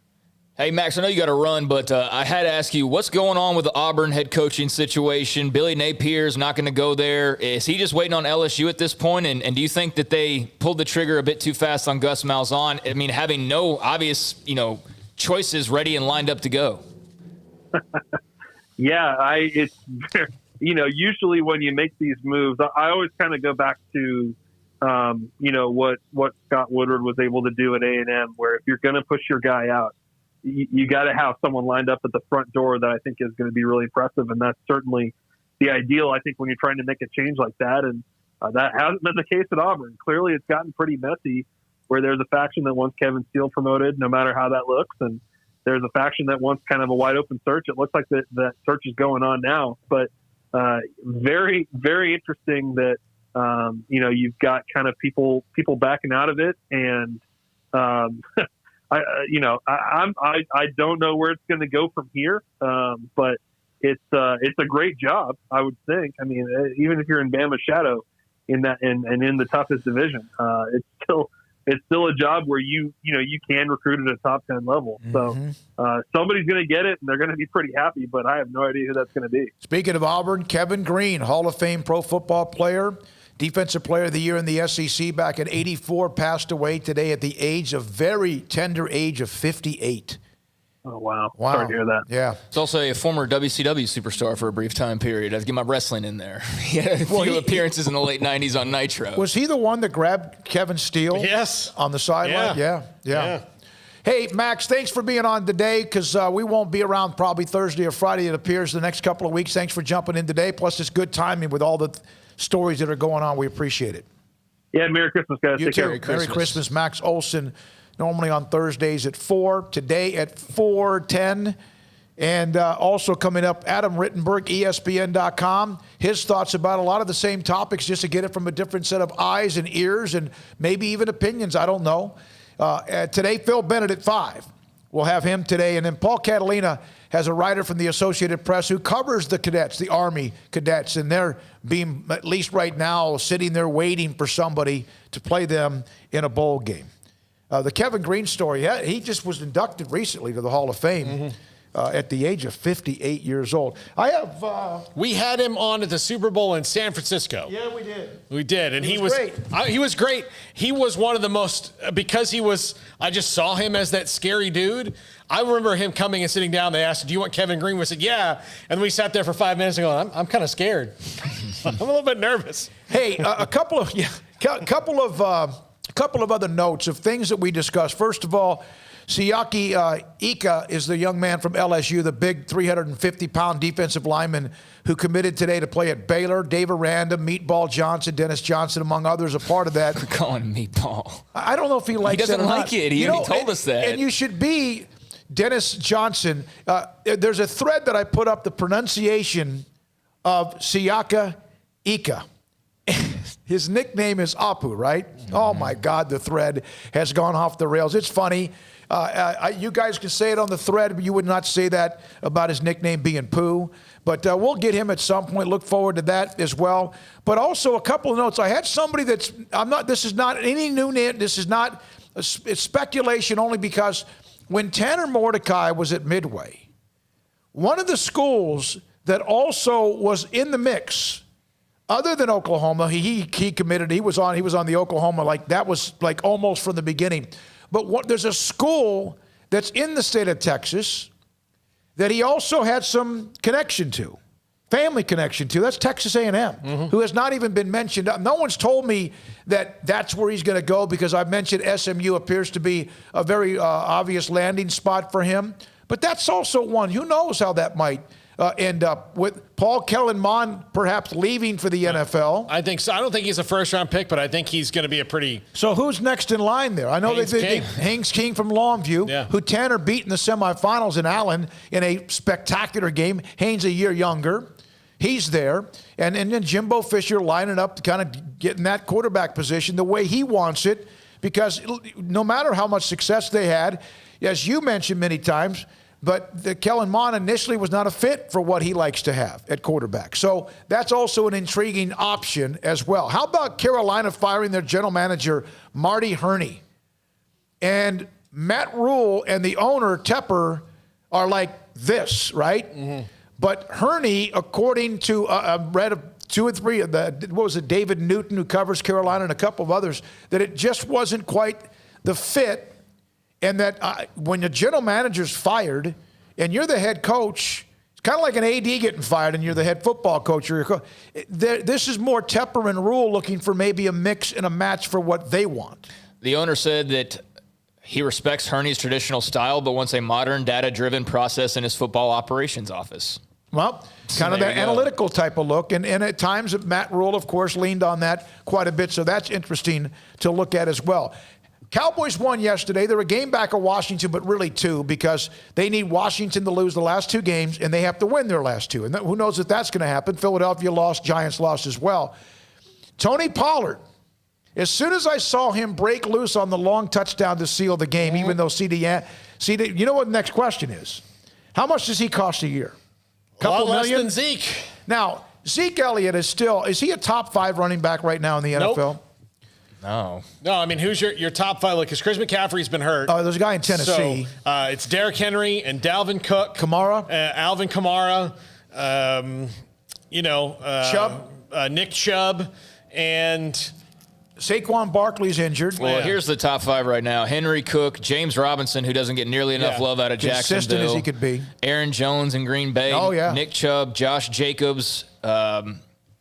Here's the guys that are just ahead of him on the rushing total this year. Ronald Jones, David Montgomery, Kenyon Drake. And they're young. They don't have a lot of tread on them. Jonathan Taylor. So, Zeke's a top 20 guy yardage-wise, or top 15. It's been a tough year because of the offensive line. But you wonder, when he broke that long run to seal the game.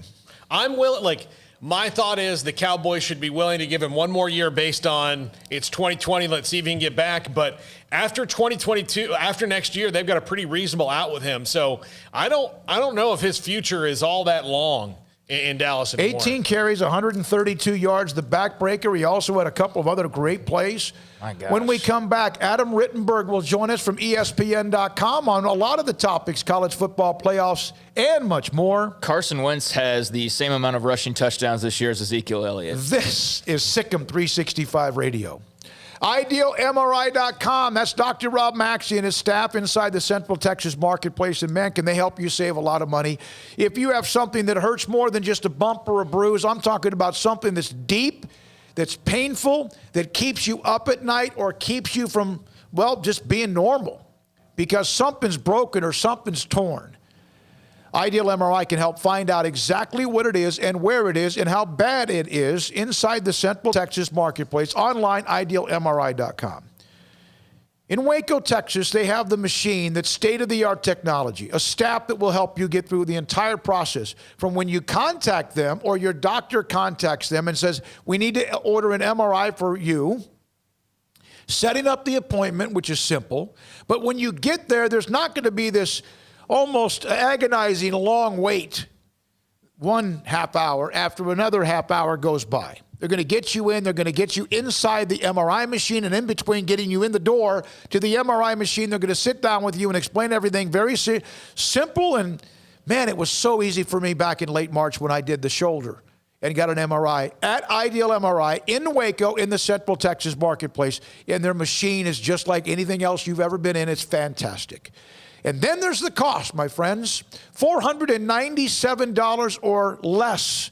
The average MRI can cost $1,100. The average can be $1,100. Theirs will be $497 or less. It makes a lot of sense for when you have a doctor tell you you need to get an MRI, you ask your doctor. You tell your doctor about IdealMRI.com. With so many companies and policies out there, it gets so confusing shopping for insurance, and I never know if I'm getting the policy that's right for me. Luckily, I met the team at the Niche Group Insurance Agency. With the Niche Group, you can go to one company and get access to coverage options from many insurance carriers, and you get to speak to a real person about your specific coverage needs. With the Niche Group, I know I'm getting the right coverage at the right price. If you need insurance, talk to the experts at the Niche Group at 1-800-258-8302. It takes time to reach goals. It's a truth that applies to more than sports. It goes for your financial goals as well. You work hard for your money, and you deserve an investment strategy that lines up with your game plan. And Tom Albers, your Edward Jones financial advisor, can help. If your financial investments aren't putting forth the effort you desire, stop by today for a financial review. Tom Albers, 4301 Lakeshore Drive, 254-776-7605. Edward Jones, member SIPC. Stepping into the boots of a U.S. Army officer can add confidence and leadership skills to your son or daughter's career path. See all the things they can achieve in our boots at GoArmy.com. U.S. Army Waco Recruiting Company, 254-598-8131 or 254-776-1543. Born in Waco, Brotherwell Brewing exists to serve the Central Texas community with locally crafted beer of the highest quality. They want to bring Central Texas closer to the brewing experience so everyone can enjoy well-made beer as much as they do. For 2.5 years, they've been bringing high-quality beer to Central Texas at their location on Bridge Street in East Waco. And this football season, you need to stop by on game day for curbside pickup or stop by their tent next to Sic'Em365 at Brazos Parking for your pregame refreshment. Brotherwell Brewing believes in community and bringing people together to enjoy products made in their community. So for your game day, whether it's a tailgate or at home, stop by Brotherwell Brewing for high-quality craft beer made right here in Central Texas, 400 East Bridge Street, and check them out online at brotherwell.com.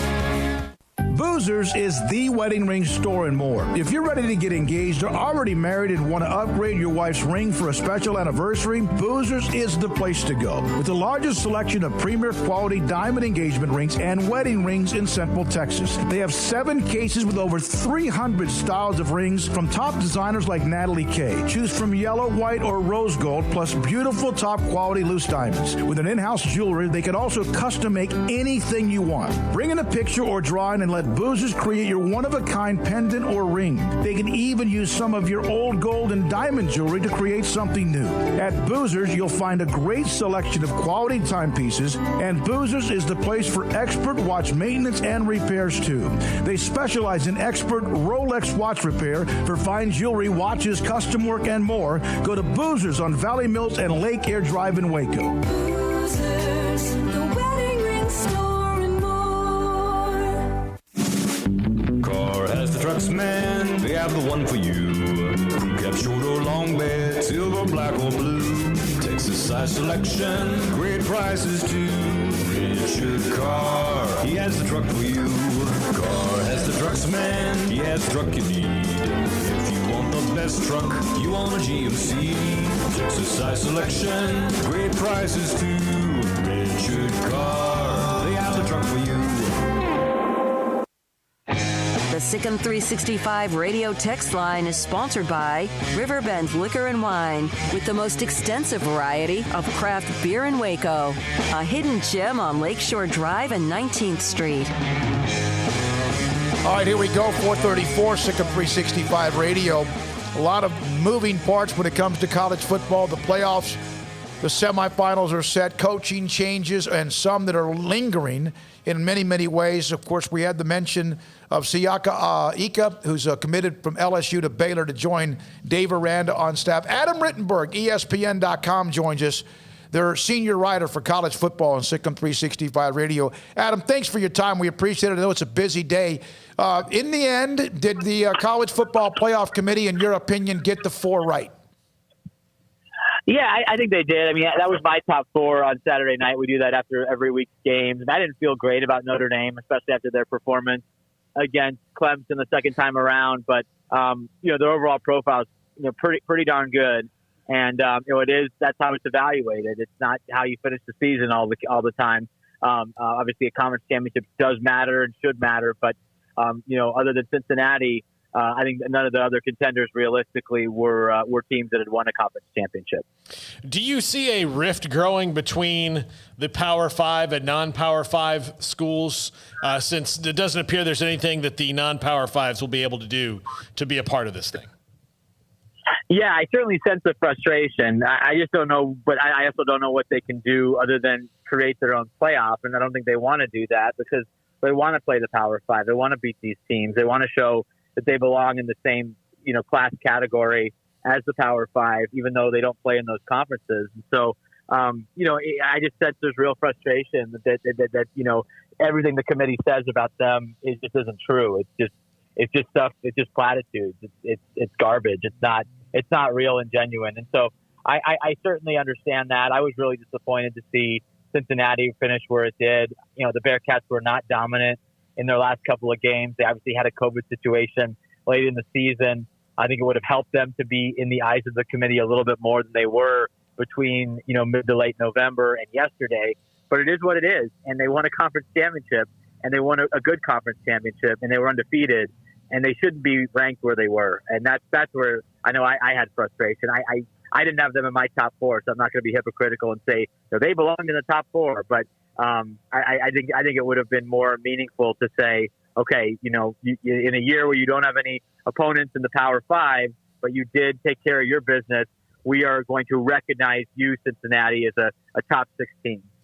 Adam, what is the biggest reason for why those in charge do not want anything more than a 14 playoff?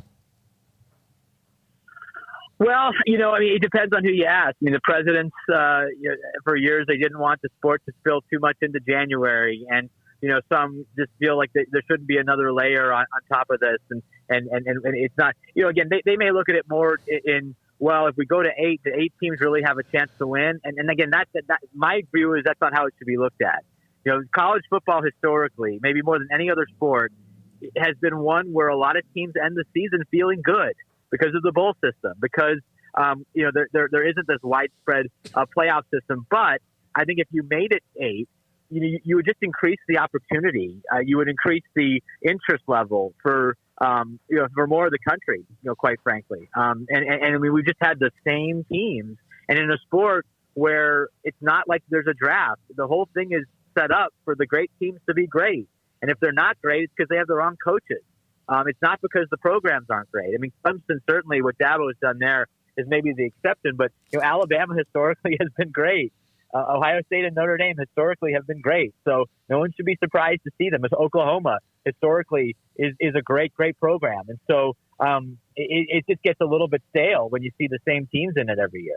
Yeah, every sport has a dynasty. Basketball's had the Celtics or the Lakers or whoever at times. And, of course, the NFL, we've seen the Patriots and back in the day of Lombardi and the Packers, the Cowboys in the 90s. So I think dynasties are good. But to play, I asked this question earlier, is college football now down to almost like women's basketball where only 5 to 6, 8 teams have a chance to win the national championship? Yeah, and it really has been for much of its history. But at least there, without the playoff, there was always that, you never know how the voting was going to go. And I'm not saying we go back to that way. Right. But there just isn't the access point that you have, at least in women's basketball. There's more than 5 teams that enter the tournament thinking that they have an opportunity, and they do have an opportunity. Whereas Cincinnati, there's nothing else Cincinnati could have done in a year like this. They were eliminated before the first ball was kicked, and that's just unfortunate. And there have been a number of programs, again, historically, that should be in this mix more often, and for whatever reason aren't. And every year that they aren't, it feels like it'll be more and more years until they can actually be a contender. The fact that we've had a college football playoff now since 2014, and USC has never been part of it, Michigan has never been part of it, Texas has never been part of it. That's bad. Those teams historically should be part of it and would create a little bit more variety. Penn State hasn't been part of it. They could have been and maybe should have been one year, but they weren't. And so again, it's the Big Five, really. I throw Notre Dame in now, having been a multiple playoff participant, and that's really it. There's just very few other. LSU had an incredible story last year, but we saw what happened to them this year. We'll see if they can get back in that mix in the next couple of years. There should be more that are closer to that top group, but it just hasn't been that way since the system was launched.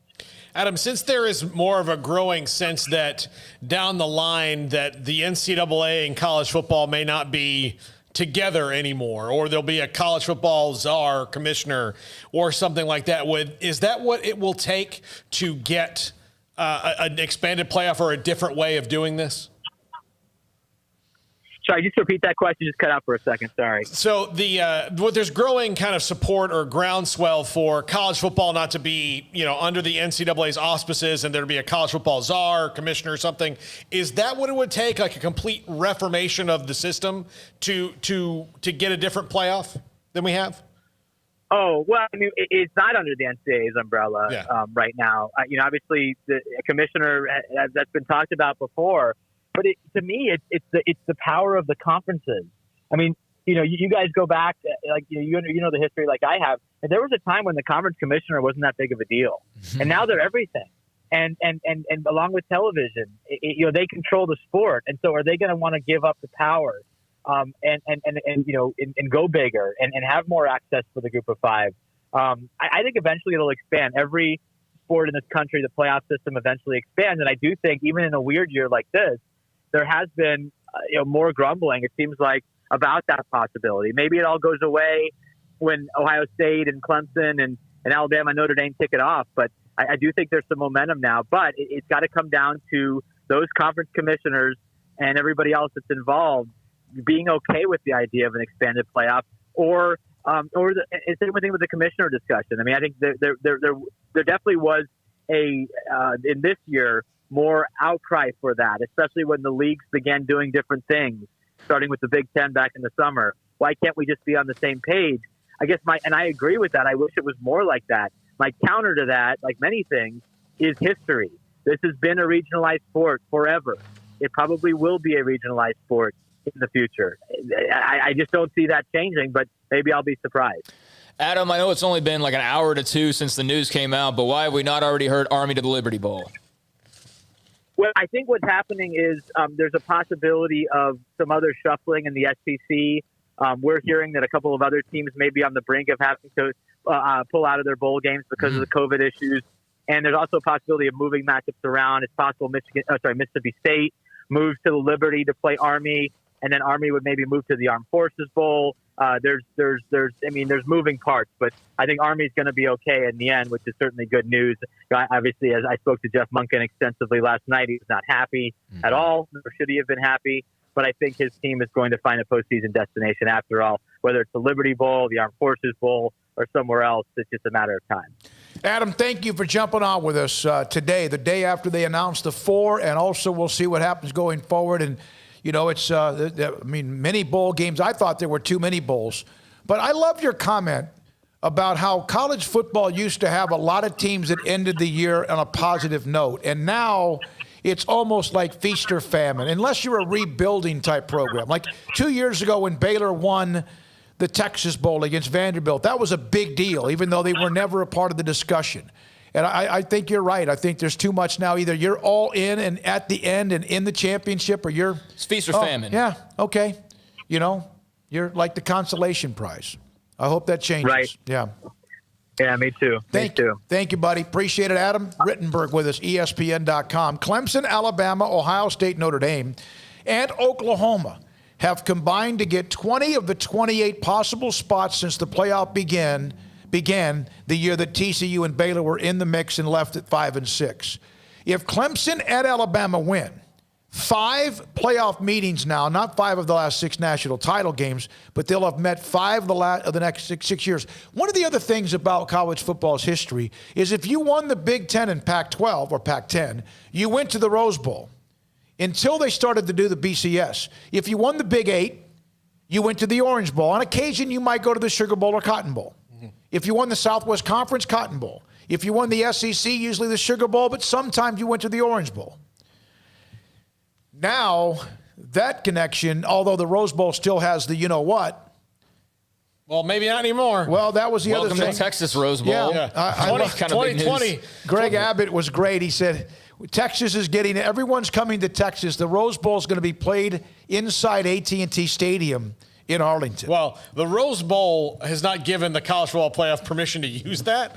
They haven't. No, they haven't. The Rose Bowl, let me say it again. The Rose Bowl game, that game which is supposed to be played at the Rose Bowl. Overrated. Yeah. I am so sick of them. Here you have yet another arrogant, college football has allowed this to happen. We already know they have the top tier, right? They have the arrogant tier. And then you have the Rose Bowl and even the Big Ten and the way they feel about themselves. You know why I don't like the Rose Bowl? Because they have this big self-important parade, and you know how I feel about those. It is the Texas Vince Young USC Rose Bowl may have been the greatest single championship game of all time. That's an argument, like who's the greatest player, quarterback, whatever. But golly, I mean, get over yourself. I think they should call it. I saw it on Twitter. Somebody had the great name, the Yellow Rose Bowl. Yeah, the yellow. Abbott said they might send Tyler Roses, so that would be awesome. Those are as nice as anything you get in California and Pasadena. Well, I think the snootiness just throughout college football. I think, with college football fans, I think fans will always continue to root for their teams. But as far as perhaps the overwhelming love for the sport itself, I think that might be in some danger because, quite frankly, I will watch Clemson, Alabama. It should be a great game, but I don't care that much. I really don't. And even if I missed that game, I've seen it. I've seen it 4 other times already in the last handful of years. I'm not that interested in it, even though I know there will be NFL players everywhere. But I'm not watching for the NFL guys. I'm watching for college football, and I've seen this once, twice, 3 times, 4 times. Yeah. I mean, it's just we got tired and fatigued by the Patriots being in the Super Bowl every year. Now imagine they were playing the same team every single year in the Super Bowl, and that's what college football is right now. And it's just not healthy. It's not good. And is it better just to go back? They won't. Well, the BCS would have been the same teams. Is it better to go back to what it was and every 7 to 10 years you have a split national title, or is America too sensitive about allowing that to happen? I don't think America really cares about college football's playoff and how they crown their national champion. The sports fans in America. 97, Michigan, Nebraska, that led to the BCS, right? Mm-hmm. Right. And then you even had problems with that. There was that 3-way tie with Texas Tech and Texas and Oklahoma. People complaining about that. Or Nebraska played Miami when they never should have after getting destroyed by Colorado. There were still flaws in that system. There are still flaws in this system. It took Bama and LSU having to play twice. When LSU, there was no punishment Ohio for Bama State to get rid of the BCS. It's hard to argue against Ohio State in 14. I know if you're a TCU fan and a Baylor fan, you will. They won it all. So it's hard to argue. It might be hard to fathom or digest even 6 years later how that worked out. But they won it all. You can't factor that into it, though. You can't factor what they did after the fact. No, that's what I'm saying. You have a right to argue it, but at the same time, they did win the championship. But I'm saying that's an illegitimate argument. How did they get in instead of TCU and Baylor? They blew out Wisconsin in the conference championship game. But I would say data point. Yeah, but I would say that they could have won by a field goal, and they still would have found a way to get them in. But they won by a data point, and they're a blue blood. So how did they get in this year? It damn sure wasn't data points. They had 6 of them. Yeah. They played 6 games compared to some who played 9, 10, 11, or 12. Well, it was the eye test this time. Yeah, it's the body of work. Well, that's what I'm saying is when Baylor and TCU were in the mix, they were like, well, Ohio State better go out there and really win big if they want to have any chance. You really mean to tell me, and they went and they did it, so it deletes that argument. But you really think that if they had gone out there and only won by 10 against Wisconsin that day, that they still weren't going to get in over Baylor and TCU? You absolutely know they would have. You absolutely know they would have. It's the same teams every year. It's the teams that are going to draw the most money. We've always known college football is greed, and that's what drives the decisions. But it's been more exposed than ever this year. And you can have your Alabamas and your Clemsons and all of that, but there's well over 100 teams in college football. The majority of fans aren't just fans of 4 programs.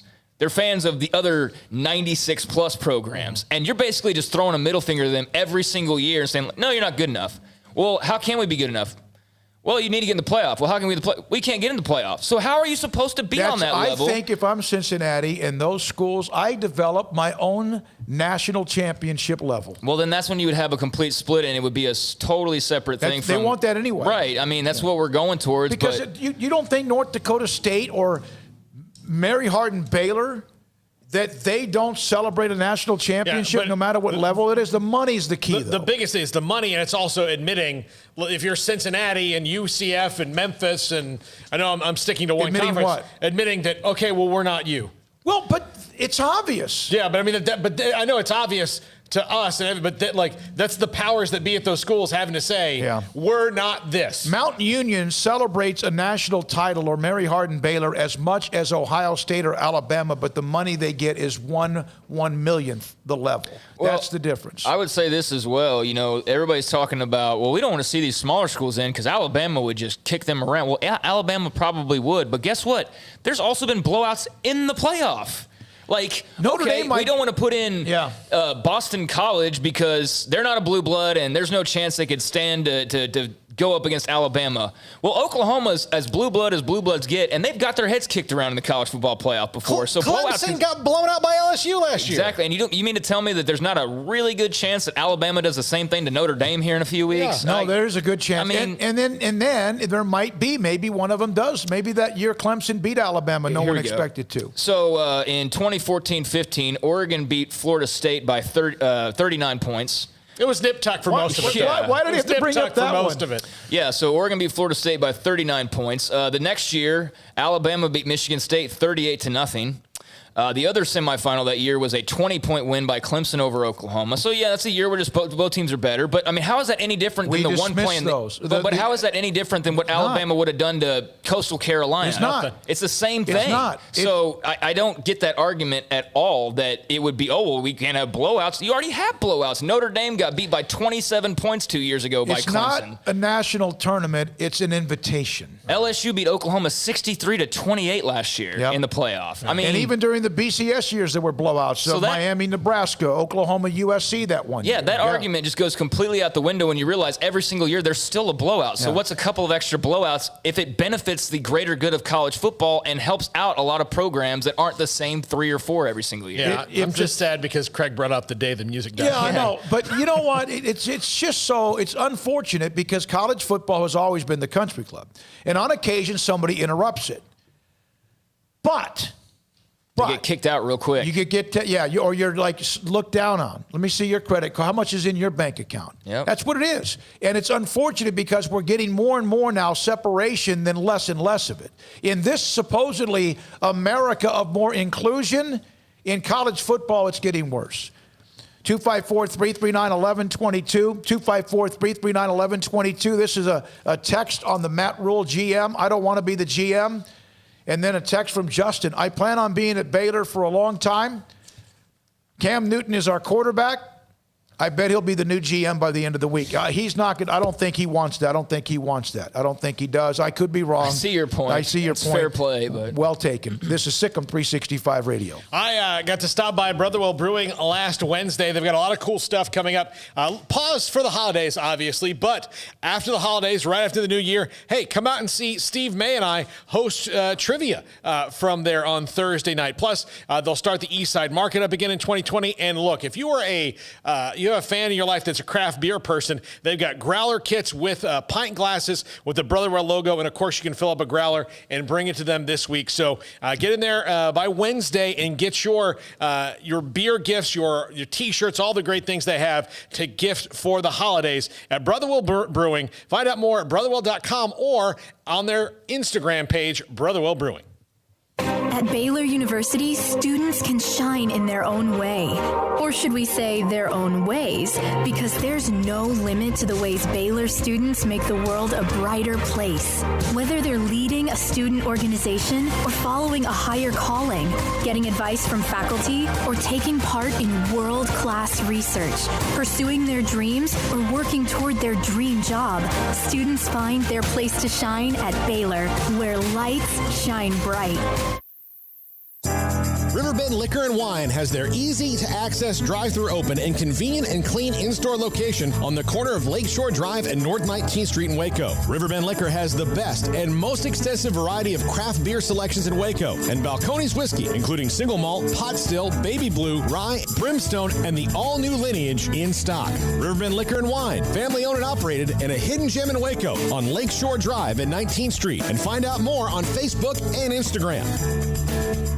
From the first workout to the last practice, sports is an incredible challenge. Hi, this is Dan Ingham with the First National Bank of Central Texas, and we're proud to support each athlete, every parent, and our educators. From families, small businesses, to the biggest industry, we're here to help. With remarkable products like instant issue debit cards free at all of our banking centers, we've got banking ideas that fuel big dreams. The First National Bank of Central Texas. Familiar faces making local decisions. Member FDIC, Equal Housing Lender. Let Camille Johnson Realtors guide you seamlessly through the process of buying your dream home or selling your current one. Commercial, farm and ranch, or residential, Camille Johnson Realtors can smoothly and successfully lead you through any transaction. With a team of 28 experienced agents who are excited about serving you, Camille Johnson Realtors services the entire greater Waco area. If you're in the market to buy or sell, contact Camille Johnson Realtors, 104 Midway Center in Woodway, or find them online at www.camillejohnson.com. Camille Johnson Realtors, elegant, charming, warm. Welcome home. Waco Custom Marketplace is your home for holiday favorites for parties and the time with family. Various specials available in-store and online. A variety of steak gift boxes with 4 ribeyes for $70, 4 bacon wrapped fillets for $55, or 4 New York strips for $50, and all come with steak butter.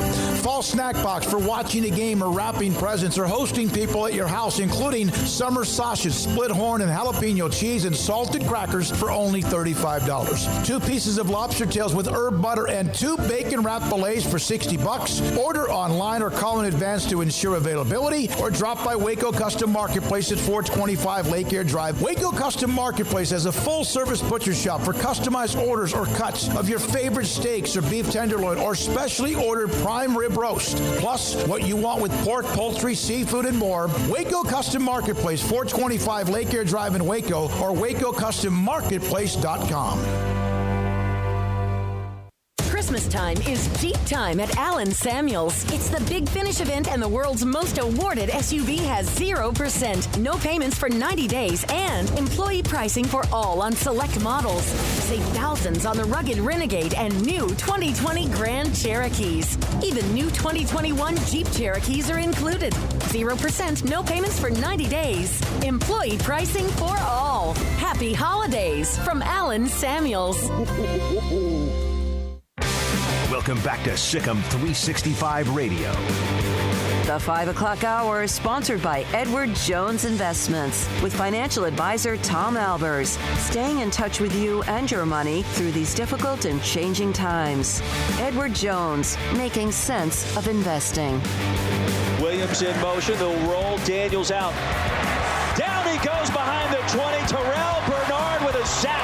And number 2 flexes for the camera.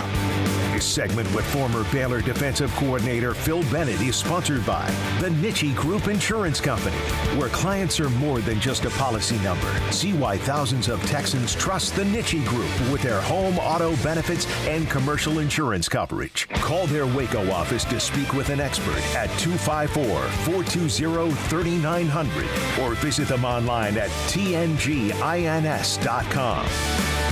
Now, here's David Smoak, Paul Catalina, and Craig Smoak. Had a conversation with George Harmon the other day at the Nitchie Group. Met some of the folks at the Nitchie Group right there off of Highway 6. Great company, great people, and a great segment every Monday at 5. Phil Bennett, former Baylor defensive coordinator, joins us on SicEm365 Radio. Phil, we've been discussing on and off today with various analysts as well about the college football playoffs, and there's always been the haves and the have-not. Baylor had to deal with sometimes not being the have. But are you seeing now even more of a separation, and that's what the Power 5 wants in college football more than ever? You know, David, this is what I see. I see, I see what you're talking about, but also this situation with the Big Ten and them starting late put a lot of conflict in the choices and made it a really hard choice, this winter to get the 4 best. Phil, you've been in this situation before from having to hear about it, the committee breaking down why they think that you're not good enough in kind of an arbitrary fashion. How do you, if you're a coach and you have to look at, if you're Jimbo Fisher and have to talk to your team, how did you guys deal with it? Can you hear me? Yeah, we lost you for a second. Okay, I'm sorry. First of all, yes, we have been through it. And, I look at the thing that happens, and of course, a friend of mine, R.C. Slocum, was on the committee, and he couldn't be involved in anything, involving A&M, but the criteria of what they were talking about going into the last game pretty much mandated if they were going to count 6 games for Ohio State, and even if Notre Dame lost, that the top 4 teams didn't change. And, said, 10-1. I think we have to reconnect. Let me try and call him back. Okay. All right, a couple of notes while we're waiting to get reestablished with Coach Bennett. The Rose Bowl, of course, as we mentioned before now, that game, whatever you want to call it, the semifinal will be at the Cotton Bowl. Let's see here. We get him back?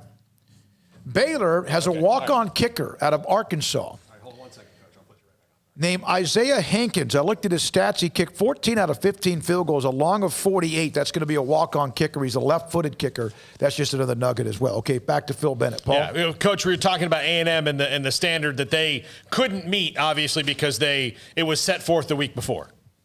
Well, and, obviously the Big Ten situation, getting eligible with 6 wins, 6 games, and that's the thing that put everybody in jeopardy. A&M, what hurt them was their 2 biggest wins were against a 3-loss Florida team and a 4-loss Auburn team. And of course, Notre Dame beat Clemson. They beat North Carolina. And then with Ohio State being undefeated, there just wasn't room for them. And I think the criteria, got them, and they felt they had the best 4 teams. Coach, how can a Baylor or a Cincinnati or a TCU or a whoever you want to name that's not your traditional blue bloods ever have the opportunity to be a national champion or become a blue blood or have their program on the level of a Bama or a Clemson if they never get the opportunity to have those types of games? Like us in 14, it still baffles me that the commissioner of the Big 12 would tell people after a head-to-head game that statistically we dominated, that he would put TCU in the Final Four. That when you have that many people involved in it, I think you probably have to go undefeated unless you're Oklahoma or Texas. We all talked about it. Every one of y'all talked about it. If Texas would have been the team in 14, I think without question they would have got in. And I think we all agreed on that. And until they open it up, I am so far 8, spots, conference champs, championships matter, and then have 3 at at large bids, with one of them probably saying, you know what, we're going to take the number 1 not Power 5 team. And I think you're going to get a true champion there. Yeah, because Craig brought up a minute ago when we started looking at even the Blue Bloods in the semifinals. Oh, Notre Dame has been blown out. Hell, Clemson one time beat badly Alabama. We've seen Oklahoma get blown out. We've seen a lot of the Blue Bloods that get in these games blown out, and that's one of the concerns. Well, my God, Alabama would kill Cincinnati. On occasion, that doesn't happen, and that's kind of what made March Madness so famous. Well, and that's so right. And that's one of the things I talked to a friend of mine. He said, it might be 1 out of 10, but you never know when that one's going to be. Yeah. Mm-hmm. And that's the mystique of the game. Right now, you look at Notre Dame's record when they've been in big games. It's not very good. And now they're playing Alabama. But let me ask you guys something. Did you think by any chance that Florida would be on the last drive to tie it up against Alabama last Saturday? I didn't. No, not after that first half. No. I mean, so, that's the beauty of the game. And, I remember in 14 here, Ohio State was playing with Cardell Jones, their 4th or 3rd team quarterback. And we all remember Tom Herman was offensive coordinator, and they got hot. I think they beat Alabama, and then they blew out Oregon in the championship game, who blew out Jimbo Fisher and Florida State the week before.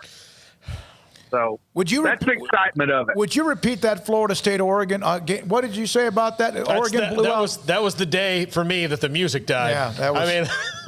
Well, I mean, Florida State I think it was 59-13 or something like that. It was bad. This is killing you. Everybody involved with Florida State said it was the beginning of the end of Jimbo there. And I was listening to it on the way back from the Cotton Bowl in the car, and I walked in the house, and my dad said it was right after the game was kind of close, and Florida State fumbled like right when I walked in my house. My dad goes, "You may want to just go home." Yeah, just go home. You're not gonna like this. Just go back. Hey, Coach, Terrell Bernard has announced that he will be coming back next season. Baylor's already had a plethora of guys. Obviously, Charlie Brewer's going to go to Utah, and John Lovett's headed off to Penn State, but Terrell Bernard is back. Treston Ebner's back. Raleigh Tejada is coming back. Your thoughts on just how big that is for this team heading into next year? Oh, I think it's huge. I talked to Terrell, I guess last week, and we were talking, and I told him how proud I was of him and what an awesome year. He says he's rehab. He said he's doing great, and he's going to be the all-timer there. And then Riley, he's going to get better and better. I think it helps them tremendously. And like I said they're going to be a different team than they were this year. I know you may not have seen the young man from LSU much, but they got a commitment today from a big plugger out of LSU with a relationship with both Dave Aranda and also with Dennis Johnson. They have four. They were going to take probably around 4 transfers other than what they have already. And they had to do it, I think, any combination of 4 in the offense and defensive line. Can you ever have enough bodies on the defensive line? No, not in today's game. I mean, substitutions and the speed of the game, absolutely not. It's just crazy. I was with Art yesterday, unfortunately, at Chance Waz's funeral, and we got to talking about all the kids that were at the funeral, and he said, "Phil, I just realized we played a lot of defensive linemen." I said, "Yes, we did." I said, once I sort of learned to work with his offense, we played, without question, 8 guys every game. So, yes, those numbers are huge. So when you sit there and you have a situation where you're like, okay, we've got 4 open scholarships we can fill, but we've got let's say 3 or 4 positions in need. How do those conversations go? How does it ultimately get decided, where you're going to give out that scholarship when you're low on numbers? Well, one thing you can't do, and one of the things I thought we were very good at, and I remember Bill Snyder echoing this. He said, listen, if we're not sold on this kid being a contributor for us, let's hold off. And that played very well to us. And if we could get them, the biggest thing is if you've evaluated them well and you think you have a chance, go with it. But don't take numbers just to fill numbers. And some people do, and it becomes a mistake. How many times, and I know there were some players that you even mentioned at times when you were there, we would interview you. How many and how often did you and Art go round and round about an athlete who could play on either side of the ball? Because I got a feeling you didn't win many of those battles. One of the things when I took the job, of course, it's sort of like when somebody asks you to prom, you sort of set the conditions. and when Art came after me, I had a job in the NFL and I was going.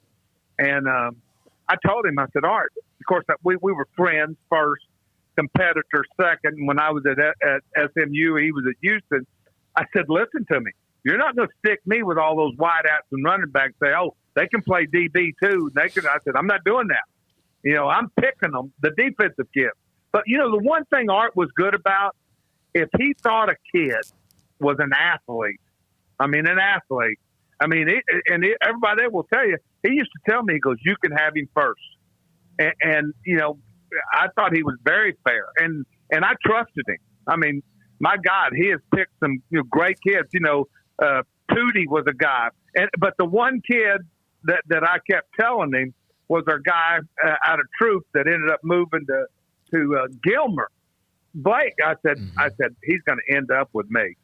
And he didn't while he was there, but eventually he's playing pro football on defense. Yeah, he is. And he was, and that's one of those that crossed over because they needed that position, and a lot of those guys that switched over. Craig?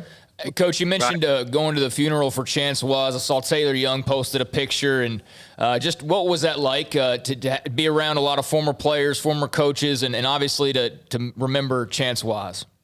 You know, I told my wife when I got back, I know why we were so good, because we had 50-plus kids that were on those teams, championship teams, and that loved their teammates and were very adamant about their being there for him.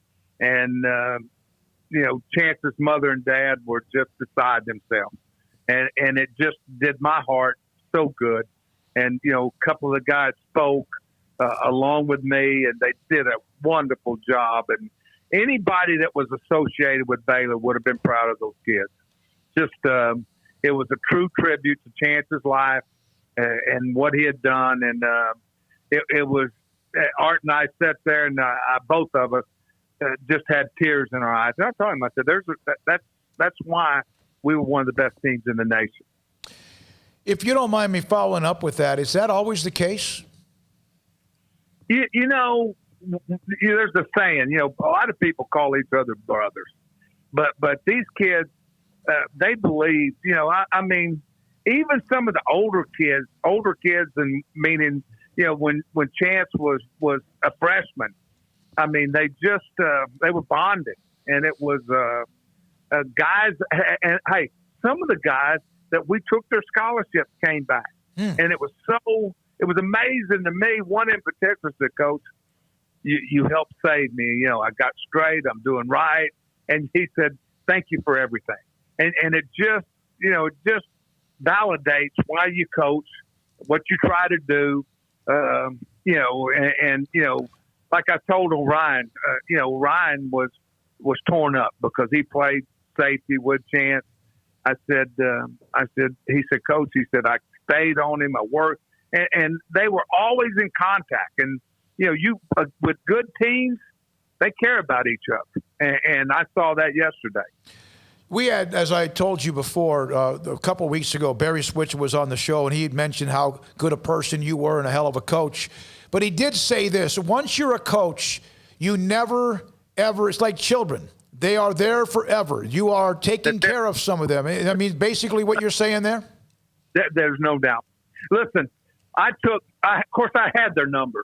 And they said, Coach, can you help me with this? And you will. I mean, it's crazy, but that is not, I haven't heard a truer statement. They never go away. And you know, I always laugh. Somebody said, when your kids grow up and gone, they don't need you anymore. They need you more.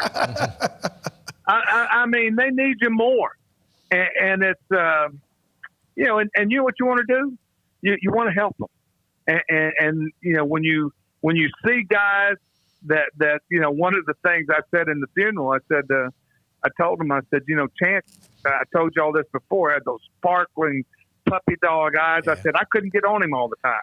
Then I looked at Orion and I said, now I could stay on your ass. And Orion asked me later on, he goes, Coach, why you say that? I said, Orion, I said, you were special. And he was. I mean, Orion he just had a grit about him that he made everybody better too. And he made Chance better. Chance wanted to be like Orion. You know, and I said that jokingly, because I admire you so much. But that's a true statement what Coach said. But Orion doesn't have puppy dog eyes. Let's get that straight right now. You better you got to follow him around the whole time. Hey, Tayon Sales told a story about one day I took him out of practice and he argued with me. I said, get your ass to the sideline.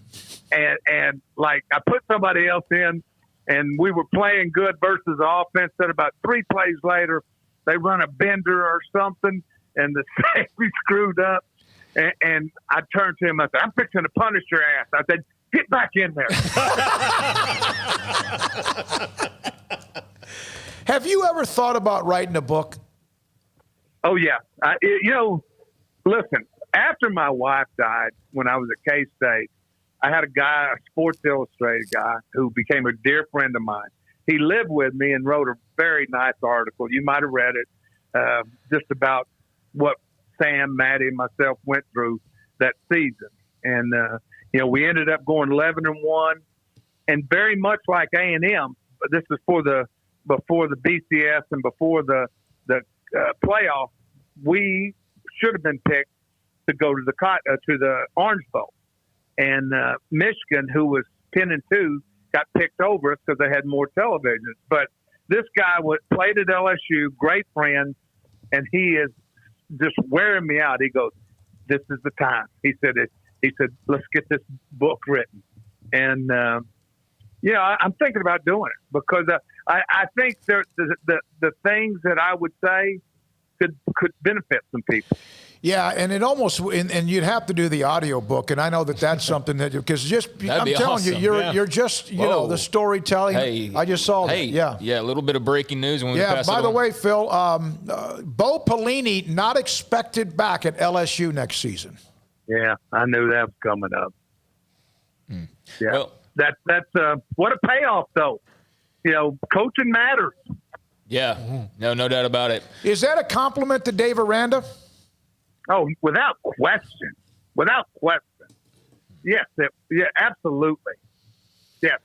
I'm going to tell you, in defense of Bo Pelini, he had been a head coach for all those years, and the game has changed. And not keeping up with the game and the spread, people asked me, I had a guy who was on another radio show, and this guy asked me, and they said, "Do you notice that Alabama is not the old 3 yards cloud of dust?"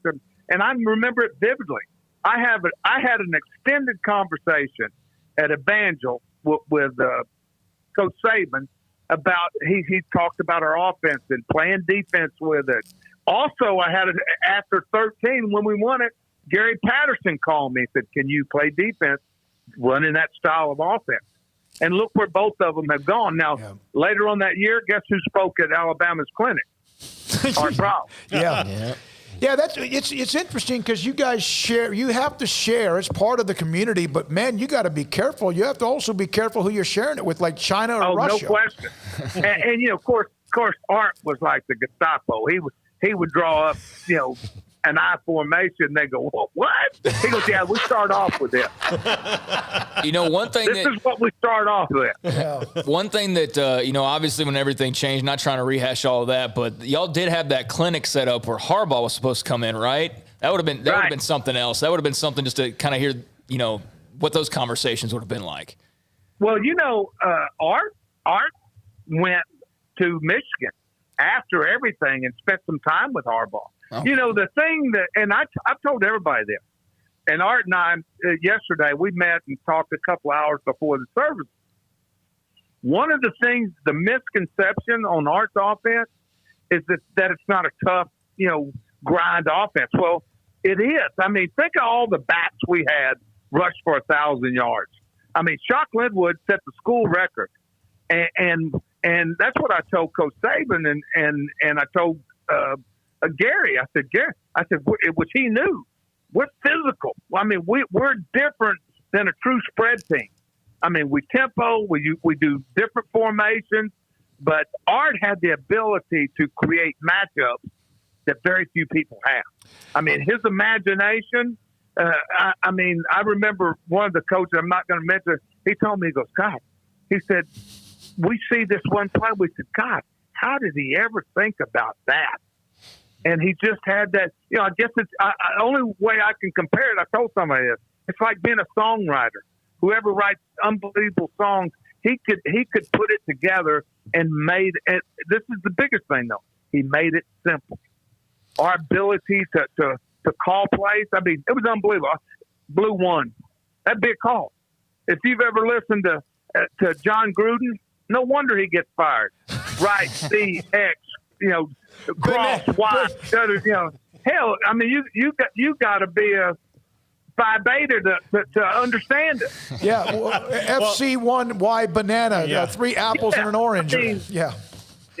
Yeah, well, Coach, I would say to anybody, anytime I would be on a radio show and somebody would ask me like, "Oh, this is a high flying, throw it all over the yard offense." I'm like, "Yeah, they get some big pass plays," but I would just point to the Holiday Bowl where I think you guys ran it 63 times to 14 passes. So yeah, and listen, it killed Art because our guy could have broke the school record, Robert's record, but Jim Moore came out there and they said, "Hey, we're not going to let you beat us throwing deep." If you remember, their safeties were 15 yards deep. Mm-hmm.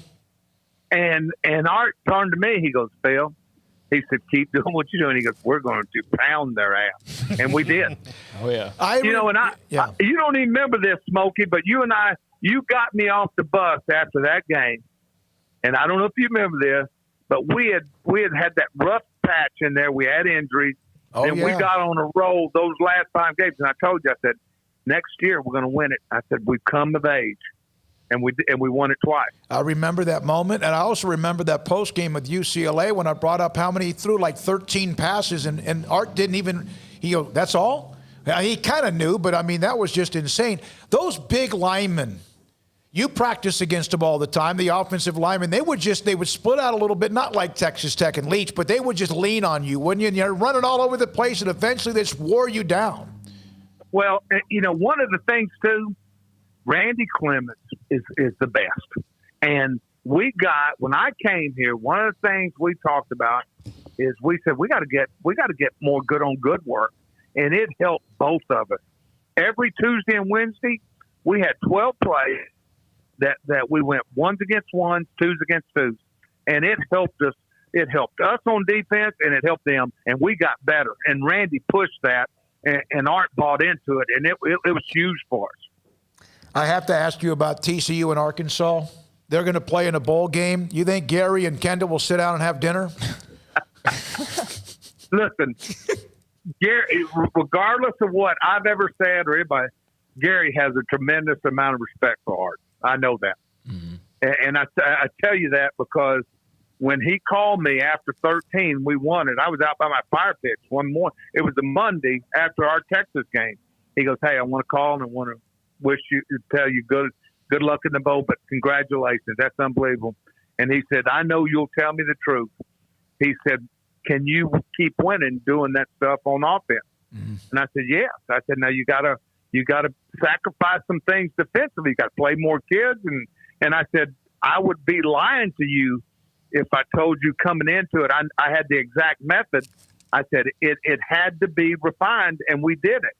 And, playing first down, being aggressive. People used to tell me that Art always takes the ball on the opening kickoff. I said, "No, he doesn't." I said, if the wind's not conducive or something's not conducive, element, he never takes it. But that year, I've told you this before, 8 out of 9 games, if we got 3 and out, the first 3 possessions, we were up either 21-0 or 28-0. Yep. Isn't that crazy? Which changes the whole game. Coach, if you don't mind, one other question, and it's about what Dave Aranda and his staff have been able to do. We mentioned Terrell Bernard and Raleigh Tejada, and a few others are also going to stay, Treston Ebner. How difficult is that when you're 2-7, coming off a shaky year, a COVID coaching transition, to have to almost recruit your own roster like that? Well, a couple of weeks ago we talked about that. And let me say this too. Dave Aranda, his demeanor is a comforting, trusting demeanor. And these kids, I know, I've talked to some of the kids down there at Baylor. And I say this again. Listen, he didn't have the luxury of what Matt Rule had. Matt Rule had players. He had NFL players. I'm not sure they had any NFL players that Dave Aranda had. And another year of getting it and having a spring training and an off season, I think can work wonders. We're an instant gratification society. We want it now. But that's part of it. It takes time, and I think it could be with those guys. Tejada's going to be a 6-year guy. Yeah. Bernard he told me the other day. He said, "Coach, I was just getting where I was really good." And by the way, I don't know if there's been from the day I said, "You remember that day I went in?" He said, "Coach, yeah, I remember." And I said, "And then when we got fired, I said you went to Houston." He goes, "I didn't want to." Yeah. I said, "Well, good thing you turned around." Mm-hmm. Yeah, no doubt. That's going to be huge having him back. Just from a leadership standpoint, it'll be gigantic. Phil, thank you, man. It is always great to hear from you, and we appreciate your segment. Maybe we could break down the 4 teams a little bit next week before the semifinals and look at the matchups, and if that's okay with you, we appreciate your time. Yeah, I would love to. I've enjoyed being with you guys this year. It's been fun. It's made me watch it a little bit closer, and I enjoy listening to you guys. You do a great service for Baylor and Baylor football, and I'm hoping, just like you guys are, that we see better days ahead. You too. Merry Christmas. Thanks, Coach. Thank you, Coach. Appreciate it. Merry Christmas to you guys. Phil Bennett, all the inside stories, things we learn every week from him. Yeah, remind me next week, because we were so long with him, and if y'all don't stop me from asking questions, I'll just keep asking questions. He was talking about Bo Pelini and not kind of really keeping up with things, and it's funny because you look at what's going on at Auburn right now, and Auburn fans are like revolting because Kevin Steele might be their next head coach. But everybody just thinks of him from his time at Baylor and don't give him any benefit of the doubt that, maybe he's gotten better, in the, 20 years since he was coaching at Baylor? He'll always be known for Baylor and the UNLV game. That's it. Still deserves a chance. Maybe not Auburn, but obviously there's something there. Florida State, LSU, Alabama, Nebraska, Tennessee. When he was an assistant coach, he was a great recruiter, and he was a hell of a coordinator or assistant coach. Unfortunately, he was a disaster at Baylor. By the way, talk about going from the penthouse to not quite the outhouse. He's still in the home, although the door's unlocked now. Ed Orgeron, I just want to remind people of his comments about Bo Pelini, who is now being fired, mind you, after 1 season at LSU. Ed Orgeron back in September said, "We are so much better on defense right now than any part of the season last year. Dave Aranda did a tremendous job for us, but I'm just glad that we moved to the 4-3. We're more of an attacking style of defense." And, those words have come back to haunt him a couple times. And now you look at Pelini being gone, and then Baylor picks up the LSU transfer who didn't fit into Pelini's 4-3 or whatever the case was. And Orgeron wanted that 4-3 too. Yeah, Pelini's guaranteed $7 million. That's the greatest job in the world, man. $7 million. Yep. He was a head coach at Youngstown State. $7 million. And it's nothing to compare with Muschamp, but it's still pretty dang good. I thought I saw Bo Pelini, an Iowa State coach, being the same person there against Oklahoma. Yeah, let's talk about Matt Campbell acting like a little brat on Saturday. But no, he's so classy. He never gets out of He joint. lost his mind. He went way over the line. What was a non-call. Yeah. I understand the targeting call. I hate the rule. We've all been on record as that. I get it. But that allowed him, he lost his composure, which coaches tell players not to do. He had his players have to back him off, and that's not a good look. And the way he should have been flagged because he was pointing at what he's done. He's done a great job, but he should have gotten the penalty. No, he absolutely should have gotten the penalty. That was probably a respect thing more so than anything else. Or they knew they made the wrong call. Well, and that was a controversial call. Everybody has a breaking point, though. I can't talk about. When I snap. It's awful. It's embarrassing. He snapped. Thank you. He snapped, and he kind of got away with it.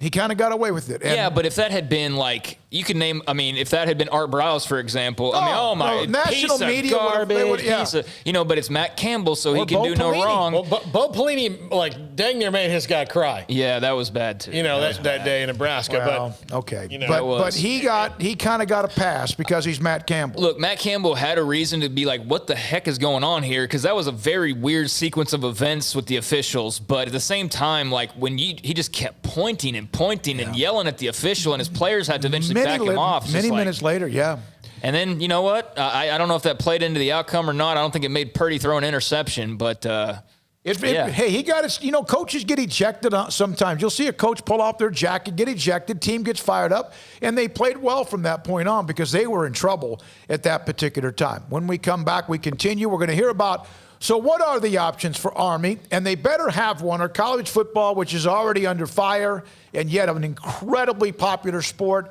What will they do with the Army cadets? next on SicEm365 Radio. I got a text from Steve Chapman today with some tremendous news. They expect to have their Christmas special bottle of Balcones whiskey that you can only get at Riverbend Liquor and Wine, Lakeshore Drive at North 19th Street. They expect to have it by Wednesday afternoon. So if you're looking for that great last-minute Christmas gift for someone, or maybe a last-minute New Year's gift, but they're going to have the Christmas special. It's a 5-year-old aged single malt whiskey from Balcones, just exclusive to Riverbend Liquor and Wine. You can only get it there. So go ahead, make your reservation now, or just because it's probably going to go fast, because believe me, these limited release Balcones, they go really, really quick. And the only place you can get it on planet Earth is Riverbend Liquor and Wine, Lakeshore Drive at North 19th Street. Find out more on Facebook and Instagram. With so many companies and policies out there, it gets so confusing shopping for insurance, and I never know if I'm getting the policy that's right for me. Luckily, I met the team at the Niche Group Insurance Agency. With the Niche Group, you can go to one company and get access to coverage options from many insurance carriers, and you get to speak to a real person about your specific coverage needs. With the Niche Group, I know I'm getting the right coverage at the right price. If you need insurance, talk to the experts at the Niche Group at 1-800-258-8302. Southwest Sports Medicine and Orthopedics, the team physician of Baylor Athletics. Our doctors specialize in the diagnosis and treatment of any and all sports-related injuries. Celebrating over a decade of service in Central Texas, our doctors are equipped to handle a wide range of issues, whether it's your foot or ankle, orthopedic spine care, your hand or wrist, knee and shoulder pain, or if you're in need of our arthritis or total joint clinic. Come see us at the new Baylor Scott and White Ted and Sue Getterman Sports and Orthopedic Center. Trusted doctors at Baylor Trust, Southwest Sports Medicine and Orthopedics. Our goal is to get you back in the game. Texas board-certified personal injury trial lawyer and Baylor alum David Willis and Baylor alum Parker Willis are ready to help if you or a loved one has been wrongfully injured in an auto accident, SUV rollover, industrial accident, 18-wheeler crash, or were seriously injured by a defective product or recall drug. Call them for a confidential and free case consultation at 1-800-GOT-HURT or visit them at texastriallawyer.com. Principal office located in Houston, Texas. Hey, this is Bryce Petty, former starting quarterback and two-time Big 12 champion, and I know firsthand the importance of being in top shape both on and off the field. So listen up, men. If you're feeling beat down day in and day out and looking for that high-performance edge that separates the men from the boys, then look no further than the Petty Clinic Low T in Waco. Petty Clinic is a comprehensive men's healthcare clinic with an atmosphere catering to men. Board-certified Dr. Kent Petty has a special interest in offering the highest quality medical care to men of all ages. Some of the services offered include screening and treatment for low testosterone or thyroid, infertility, high blood pressure, diabetes, high cholesterol, sleep apnea, while offering comprehensive wellness exams and complete men's health lab panels. High performance men, remember, it's not just a Petty thing. This is Bryce Petty, encouraging you to reach out and Google search Petty Clinic Low T or go to pettycliniclowt.com and get your complimentary lab screening today.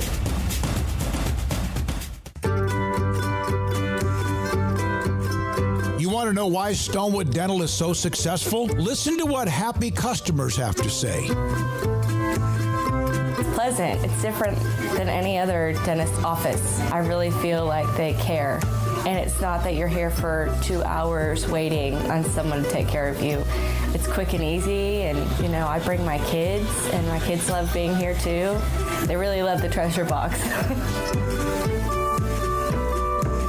Staff is really nice and accommodating, real friendly. You feel more like home. It's not sterile looking. Everybody has their own personalized rooms with decorations and decor, and they'll even have a blanket for you when it's cold. I've recommended people to actually come here, and they are patients now. I really love it here. It feels like family. Learn more, stonewood-dental.com.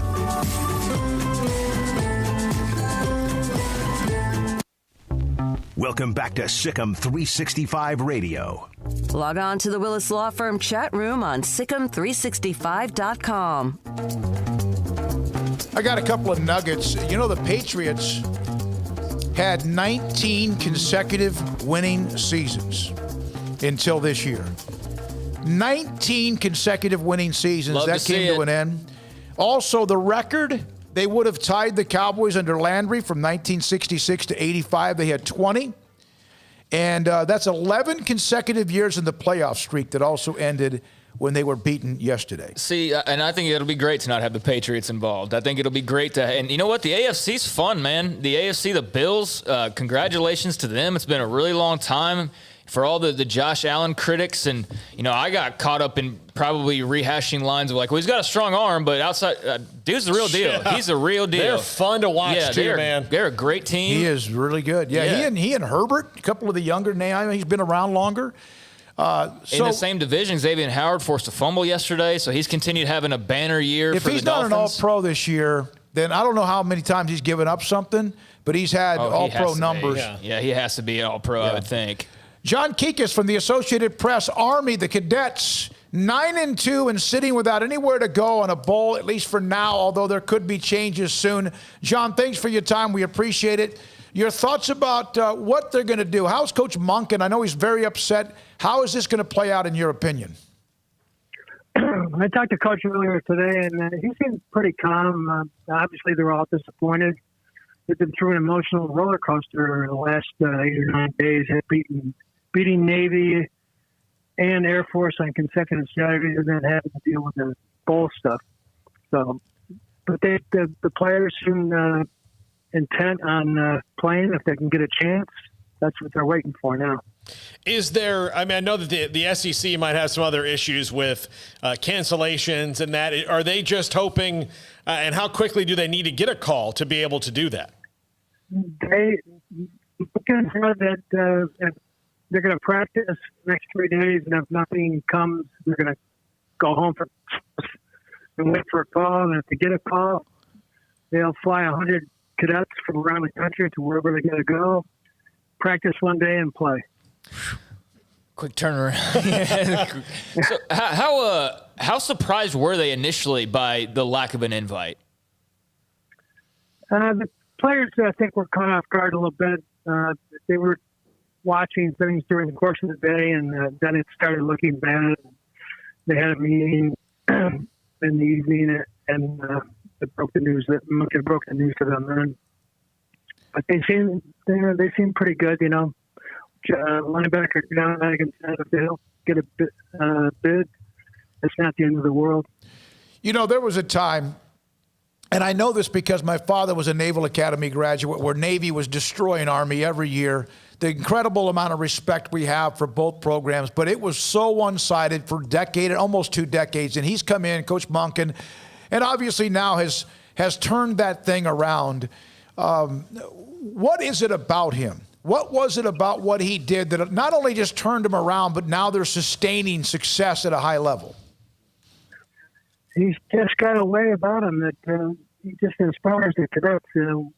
When they beat Eastern Michigan a few years ago, he just ran across the field in front of the whole team and started yelling at the fans, getting them psyched up. And just his enthusiasm is contagious, really, and the players just love him. Is there any buzz around him that you're hearing about other jobs? I know he always kind of comes up as another person that people may want to look at, but he seems pretty entrenched there at West Point right now. I've wondered about that too. Excuse me. I've heard it last year. A couple of ACC teams were interested, but maybe the knock against him would be that he's only coached option teams. And I'm not sure how that plays out in the real world, but I personally wouldn't hold that against him. But we'll see. I really don't know. I wouldn't be surprised if he left, but I wouldn't be surprised if he stayed. Yeah, and is there a team that if any bowl game opens up, they're going, right? There's not going to be any kind of, well, we'd rather not play in that bowl game. If one opens up, are they going straight to it? Oh yeah, they'll go right there. No doubt about it. What will that mean for the Army program? Well, I think it'll be great for especially for the seniors. They won 35 games, the most of any senior class, and one more game would be nice for them. And I think there's no doubt that they would be a tough out, I think. There's been some players from this area. We're in Central Texas that have gone on to play at Army. Not a lot, but there's been a handful of Army, Navy, and the Air Force as well. He does a nice job. There's about, 6 to 8 players they get out of the state of Texas. I know recruiting to go play at Army is different than perhaps what it is at some other schools or Navy and, of course, the Air Force Academy, because you're also recruiting the person, which you hope you're doing no matter what program. But overall, did he change other than just talent evaluation and fit what they were doing with recruiting? No, I don't think so. I think all 3 academies focus on Texas because there's so many military personnel there. Mm-hmm. And, it's really tough to get players to go there. Most of the players that they do recruit, Calvin Hopkins Jr. was star quarterback 2 years ago. Never heard of West Point when they came calling. I mean, that's the way it is for a vast majority of players. They don't even know what it is. That's a hard sell. Yeah, that's exactly right. That's exactly right. Thank you. Anything else? Nope. John, we appreciate your time. Craig? John, appreciate your time. Good luck. I know the cadets are going to get an invite. It seems like I saw that Coach Monken was on with Dan Patrick, and they were talking about, the more publicity, the more segments, obviously, the more you hope moving that needle towards them being somewhere. I think it will happen, and appreciate your time. Sure. Thank you very much. John Kikas with the Associated Press on the Army, the cadet football team, and not being in a bowl game. And, Monken, if you look up Jeff Monken, one of the things you look up on Twitter, it's here's the first thing. Let's see here. One of the first stories that popped up is furious about bowl game snub. Of course, he should be. They're 9-2, and well, this is what I was going back to talking about, how the whole world revolves around the SEC now, and then 3 other programs outside of the SEC: Ohio State, Notre Dame, maybe 1 or 2 others. But when I was growing up, the SEC was not what it is now. No, it was just another conference. But you know what? Conferences, weren't the big of a deal. No, they weren't. It was just it was programs Nebraska, or it was it was Notre Dame or Michigan or whoever. That's who you cared about. The conference was somewhat secondary. I know that the SWC kind of got crapped on at the end a little bit, and maybe a little bit rightfully so, as they'd taken a dip. But ultimately, the SEC was Florida the best team, or was Tennessee, or Bama, or whoever it was that year? I think it'd be, But you're whoever it was that said it earlier about we didn't know the commissioners' names growing up, and now there's hey, there's the big. I know this guy by name. I know the Big Ten guy by name. I know, and it's just it is kind of ridiculous that those guys are even known as well as they are now, but that's a product somewhat of the playoff and having to politic, and I hate politics, but it's just the love fest is one thing. When they're winning national titles all the time, that's great, but it's created such a weird dynamic that I just don't think is healthy for college football. If they go win it every year, or some team from that conference wins it every year, then by all means, they deserve the respect, but this whole they're just so much farther ahead of everybody else, and I don't know. It's not enjoyable to me. One of the things that hurt A&M is that this year the SEC was actually down a little bit. Yeah. It was the one. Here they are, and I'm not saying that's why they're 8-1, but Auburn was not quite the same. We had all this hype about Mississippi and Mississippi State. They were not very good. Arkansas flamed out at the end. LSU, obviously, they ended up 5-5, which is pretty nice considering where they were. It just, there's Georgia, there's Florida, and you've heard me talk about this. The SEC has a bubble, and it's created by the voters. And it's not created by them. They're not the ones it's created by the voters. If you have an unbeaten team that's in the top 10, and they're upset by, let's say, Arkansas, it won't take long for Arkansas to jump. I mean, a lot. Now, if they're 1-3, but eventually they create a bubble where there's enough teams. They have won a bunch of national titles, a ton of them. But they've also been, there's times when they've kind of had the table set, too. They've also rested on the laurels of one other school. But and Alabama. As though, it's Alabama. Exactly. Look, the SEC, I heard Danny Cannell say this a couple years ago, and he couldn't have been more right. Look, everybody's propping up the SEC, but it's Alabama and then a revolving, because there's 35 coaches. Yeah. Remember, 35 coaches have been fired since he was hired in 2007 or whatever it was. It doesn't mean that Auburn with Cam Newton or Florida under Tebow or the teams that have been good, like LSU last year, once in a lifetime good. But it's a little bit much. And it's almost as if again, it's like, well, we got to protect them. No, you don't. Let them go fight for themselves. And a lot of times they fight for themselves and they win national titles. But let them do that. Don't create it for them. Well, that's what I wanted to get to, was the main culprit of this is ESPN. And it's not going to get any better. In fact, it's going to get far, far worse. If you thought that they were SEC ESPN already, or that it was a constant love fest, well, get ready, because now they're going to be broadcasting their games every week here in a few years. And you don't mean to tell me that they're not going to pump up those teams to an even more extraordinary level? I don't know how they can do it any more than they already do. I mean, all you do, you turn it on, it's a constant love fest about it, but it's only going to get worse, because now they're going to be the home network, which I think is I am not an ESPN fan. Really, at this point, I love watching games. Doesn't really matter. I'm not like I hate this network. I don't enjoy their programming outside of games that much anymore. I can't even name some of them. Yeah, and I can't either, and I don't care to. But yeah, it's going to get worse. It's going to get worse. And college football, I can't wait to talk to Mac Rose tomorrow, because I know he knows this, and we've kind of discussed it with him before. But college football really needs to look in the mirror, because that money will dry up if you keep acting the way you're acting and excluding the vast majority of your fans and your teams. Like this, you can keep signing all these TV deals, but TV deals don't matter if ratings start dropping. Ratings talk and money talks, I understand, but there's a lot of people that are losing interest based on this season alone and the way things have gone. And that's why there was such a conflict of interest with the Longhorn Network. Yeah. Texas should celebrate it, and they should brag about it, and they should enjoy the money and the windfall. But that was the concern. Is there now, they're a client of yours.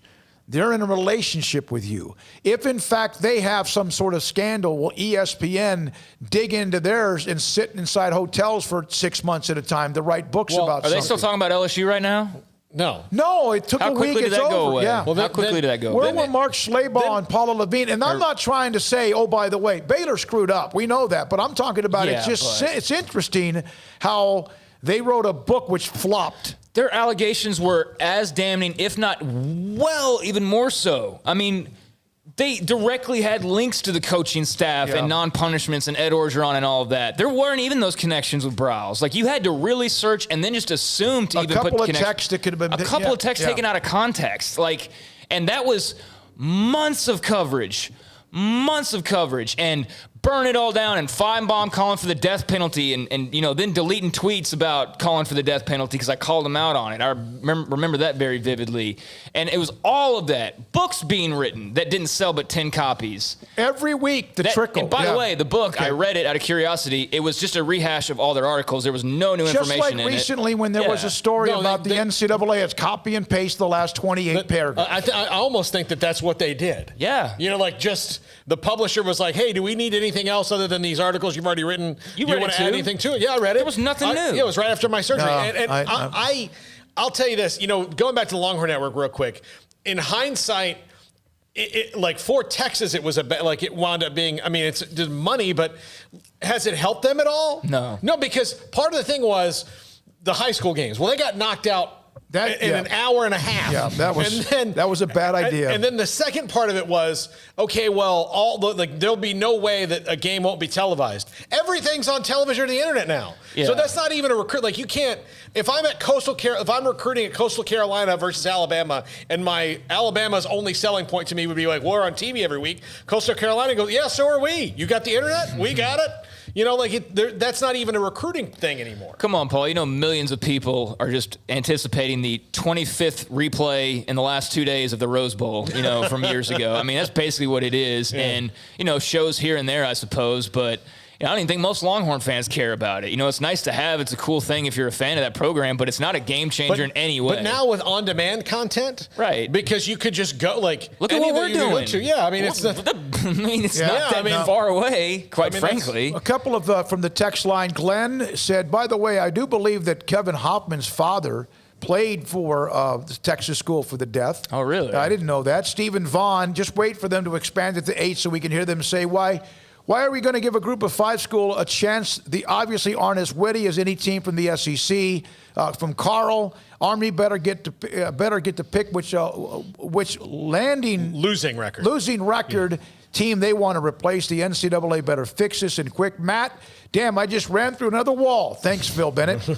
Matt in D.C. Yeah, Phil was great as always, and I love just talking ball and kind of the things that we don't really have as much insight into, like, when you have a couple scholarships available, how do you determine who you're going to go and get, and does the offensive coach get his guy, or is it, like how that goes, and then just so many other things as well. But yeah, I mean, I had that thought on Saturday. I was sitting there watching these games, and I'm just like, I love college football. It's my favorite sport. It's not even close. Like, I like some pro sports to an extent, but I'm not nearly as passionate about any of them. And I'm finding myself not losing my love of college football, but losing the passion to want to be tuned into it all the time, because I already know the end story. I already know Alabama's at the end of the story, or Ohio State's at the end of the story. And yeah, you can argue that maybe we kind of knew that previously, but I mean, folks, think about it. We're at a point now where we're like, should we bring back the BCS? It's like I'm telling you right that now, far away. I think you go even farther back than that. Well, yeah. You know what? And if you have arguments, so what? And the BCS, we argue about things all the time. The BCS, the only difference would be that the playoff teams would be the same, but a Coastal Carolina wouldn't get totally screwed and placed behind like a 2 or 3 loss SEC team. Even if they're unbeaten, they would be number 6, which is a good thing for the program to be able to use and put in the media guide and recruit with. But they don't even get that respect with the playoff. This will never get to this point, but the 254 playoff, 16 teams. They'll never do that, but I like it. We never thought they'd even be a playoff. Top 2 from the Power 5 conferences. That's 10 teams. 5 at-large or G5 champions. That's 15, and then 1 at-large. But he can't. So that'll never happen. But I love it because you know what? I love tournament football playoff. What is the NFL? They get to a Super Bowl because they have teams that have to beat each other to get to a Super Bowl. Why not integrate the two in that you have an 18 playoff, but you have computer rankings that you say to the committee, like, look, how do you do the computer rankings? Well, you're the BCS like you did, and then you say, listen. But who do you use? The BCS. The formula. The BCS for the BCS. But the BCS formula had flaws in it, too, because there's a Sagarin or is it the AP? The AP is still a human vote. I get what you're saying. I want to, but the AP and the UPI or the coaches poll, still a human vote. It counted too much. Let me finish my strategy here, in that you give them those computer rankings, however you want to do it, like however you fix the flaws, and say, listen, here are the teams you have to pick from, and because if this team hits a certain benchmark, if we hand you the final rankings and Coastal Carolina is 7th, you cannot rank them 12th. This is what they are. Then why do you need a committee?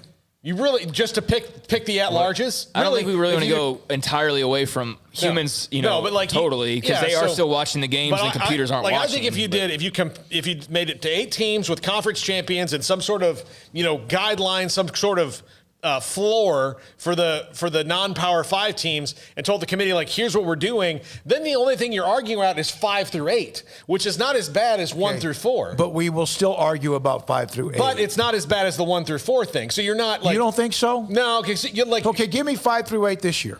Because I think you could go on for hours. Yeah. Well, I mean... Coastal Carolina, Cincinnati, Oklahoma, Texas A&M. Is it still Florida despite they lost twice? Well, there's no perfect marriage here. There's no perfect solution, because if there was, and we'd have already been doing that all this time. And yes, I mean, if you go to 16, then people will want 32. And I understand that there has to be a cutoff somewhere. But if you have 5 power conferences and win 4 the championship, spots, that makes no sense. Yeah. That makes no sense. You're and I don't care if Washington finishes with 3 losses. They won the Pac-12. They deserve to be in. Yeah, and here's the other part. And that's you just get a 5 power example. conferences and 4 spots, and yet there have been times where only 2 or 3 of the power conferences are represented because of, they're the SEC or. Yeah. All right. We could go on forever, and we might. 553 SicEm365 Radio will continue to go all the way to the end. Armstrong Sims today has been awfully quiet. He's an antagonizer on Twitter. He's gearing up for the Highland Park playoff game or something. Hey, I reached out to Randy Allen, by the way. I reached out to Randy Allen at Highland Park, Dave Hennigan, the head coach at Denton Ryan, and Terry Gamble from Allen. We're going to have 2 of those 3 on. One of them said they're not doing interviews this week. Playing Frisco Lone Star could be a little dicey. How far are they? Is this the Final Four? No, they're only around 3. This is 3 out of 6. Long way to go. Whoever wins Frisco Lone Star, Highland Park will play the winner of Denton Ryan Longview. Be a hell of a game. All 4 of those games will be those 2 games. I knew Terry Gamble wouldn't tell us no. I mean, we were a big part of his early coaching career. Yeah, we were difference makers. Well, we didn't talk any high school today, but Temple knocked out, and Central Texas has been wiped clean as far as our area of Central Texas in the playoffs. Mart lost in that heartbreaking game to Windthorst. Obviously, Riker was blown out by Shiner. That's been a while. St. Paul Catholic. And then Franklin, a gut-wrenching. How about you had back-to-back-to-back games? Windthorst beats Mart after, unfortunately, this kid jumped off sides. They go for two. It's an incredible play. The following morning, Franklin is in a game. Extra point kicker who's been fantastic, misses the kick. And then Canadian, is it Canadian? Yeah, Canadian wins 35-34.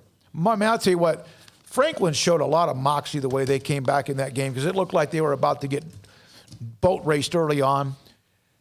We already mentioned what happened with Carthage. Heck of a win for Mike Spradlin. I mean, over his old team. That's a pretty big deal. I'm telling you right now, that game as it's coming down, they jumped all in Temple's business, 56-28.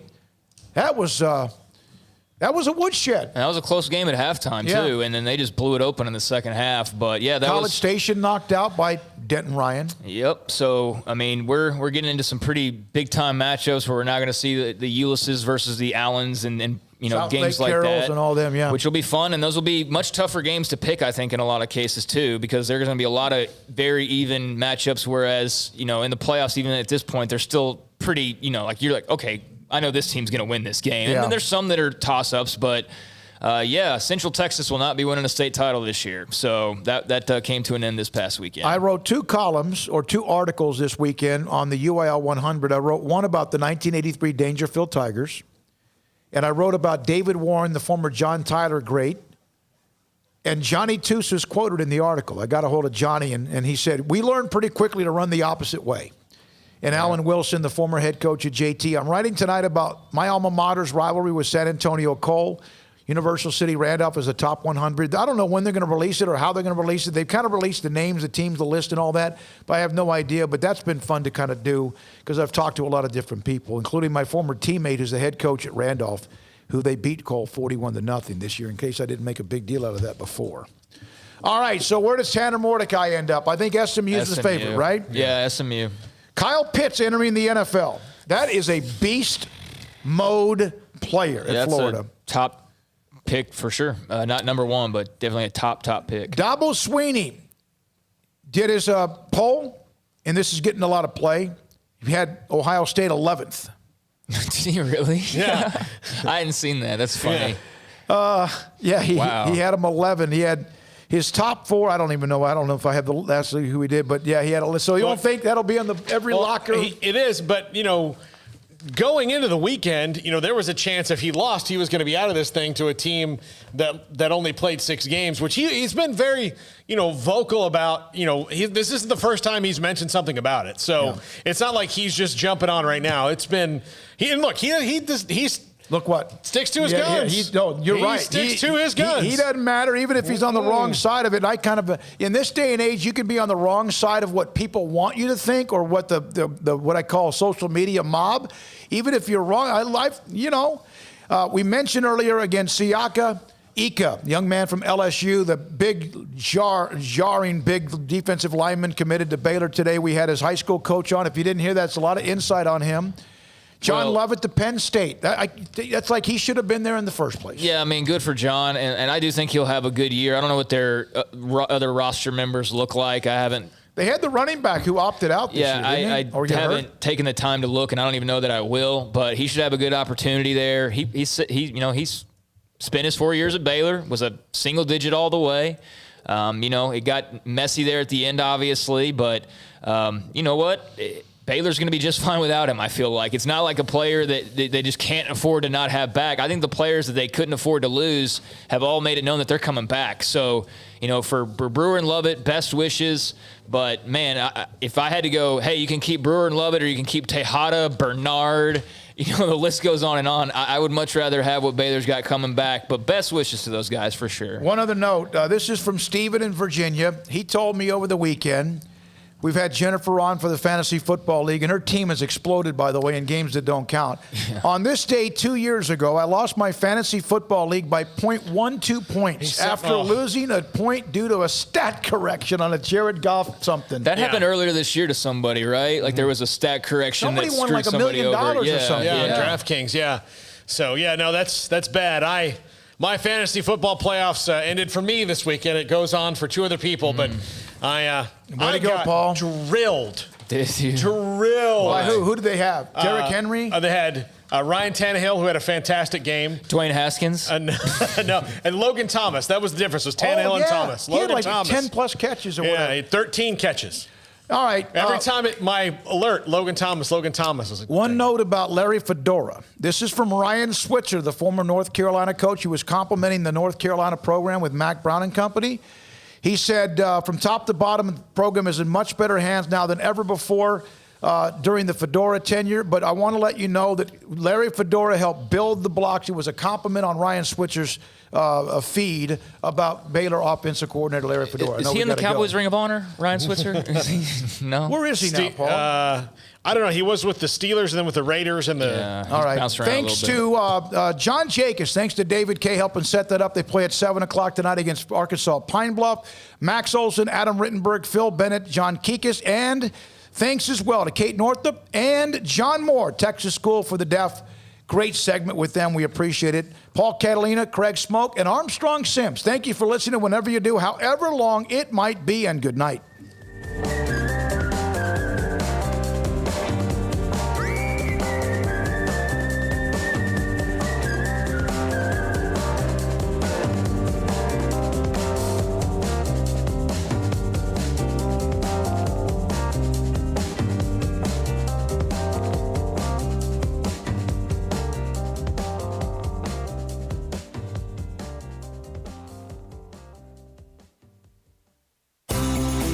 Ideal MRI is a small family business right here in Central Texas. We're open to support you while lowering the cost of healthcare bills. When you need an MRI, ask your doctor for an Ideal MRI. Visit us at idealmri.com or call us at 833-IDEAL-MRI. Boozers is the wedding ring store and more. If you're ready to get engaged or already married and want to upgrade your wife's ring for a special anniversary, Boozers is the place to go. With the largest selection of premier quality diamond engagement rings and wedding rings in Central Texas. They have 7 cases with over 300 styles of rings from top designers like Natalie Kay. Choose from yellow, white, or rose gold, plus beautiful top quality loose diamonds. With an in-house jewelry, they can also custom make anything you want. Bring in a picture or drawing and let Boozers create your one-of-a-kind pendant or ring. They can even use some of your old gold and diamond jewelry to create something new. At Boozers, you'll find a great selection of quality timepieces, and Boozers is the place for expert watch maintenance and repairs, too. They specialize in expert Rolex watch repair for fine jewelry, watches, custom work, and more. Go to Boozers on Valley Mills and Lake Air Drive in Waco. Boozers, the wedding ring store.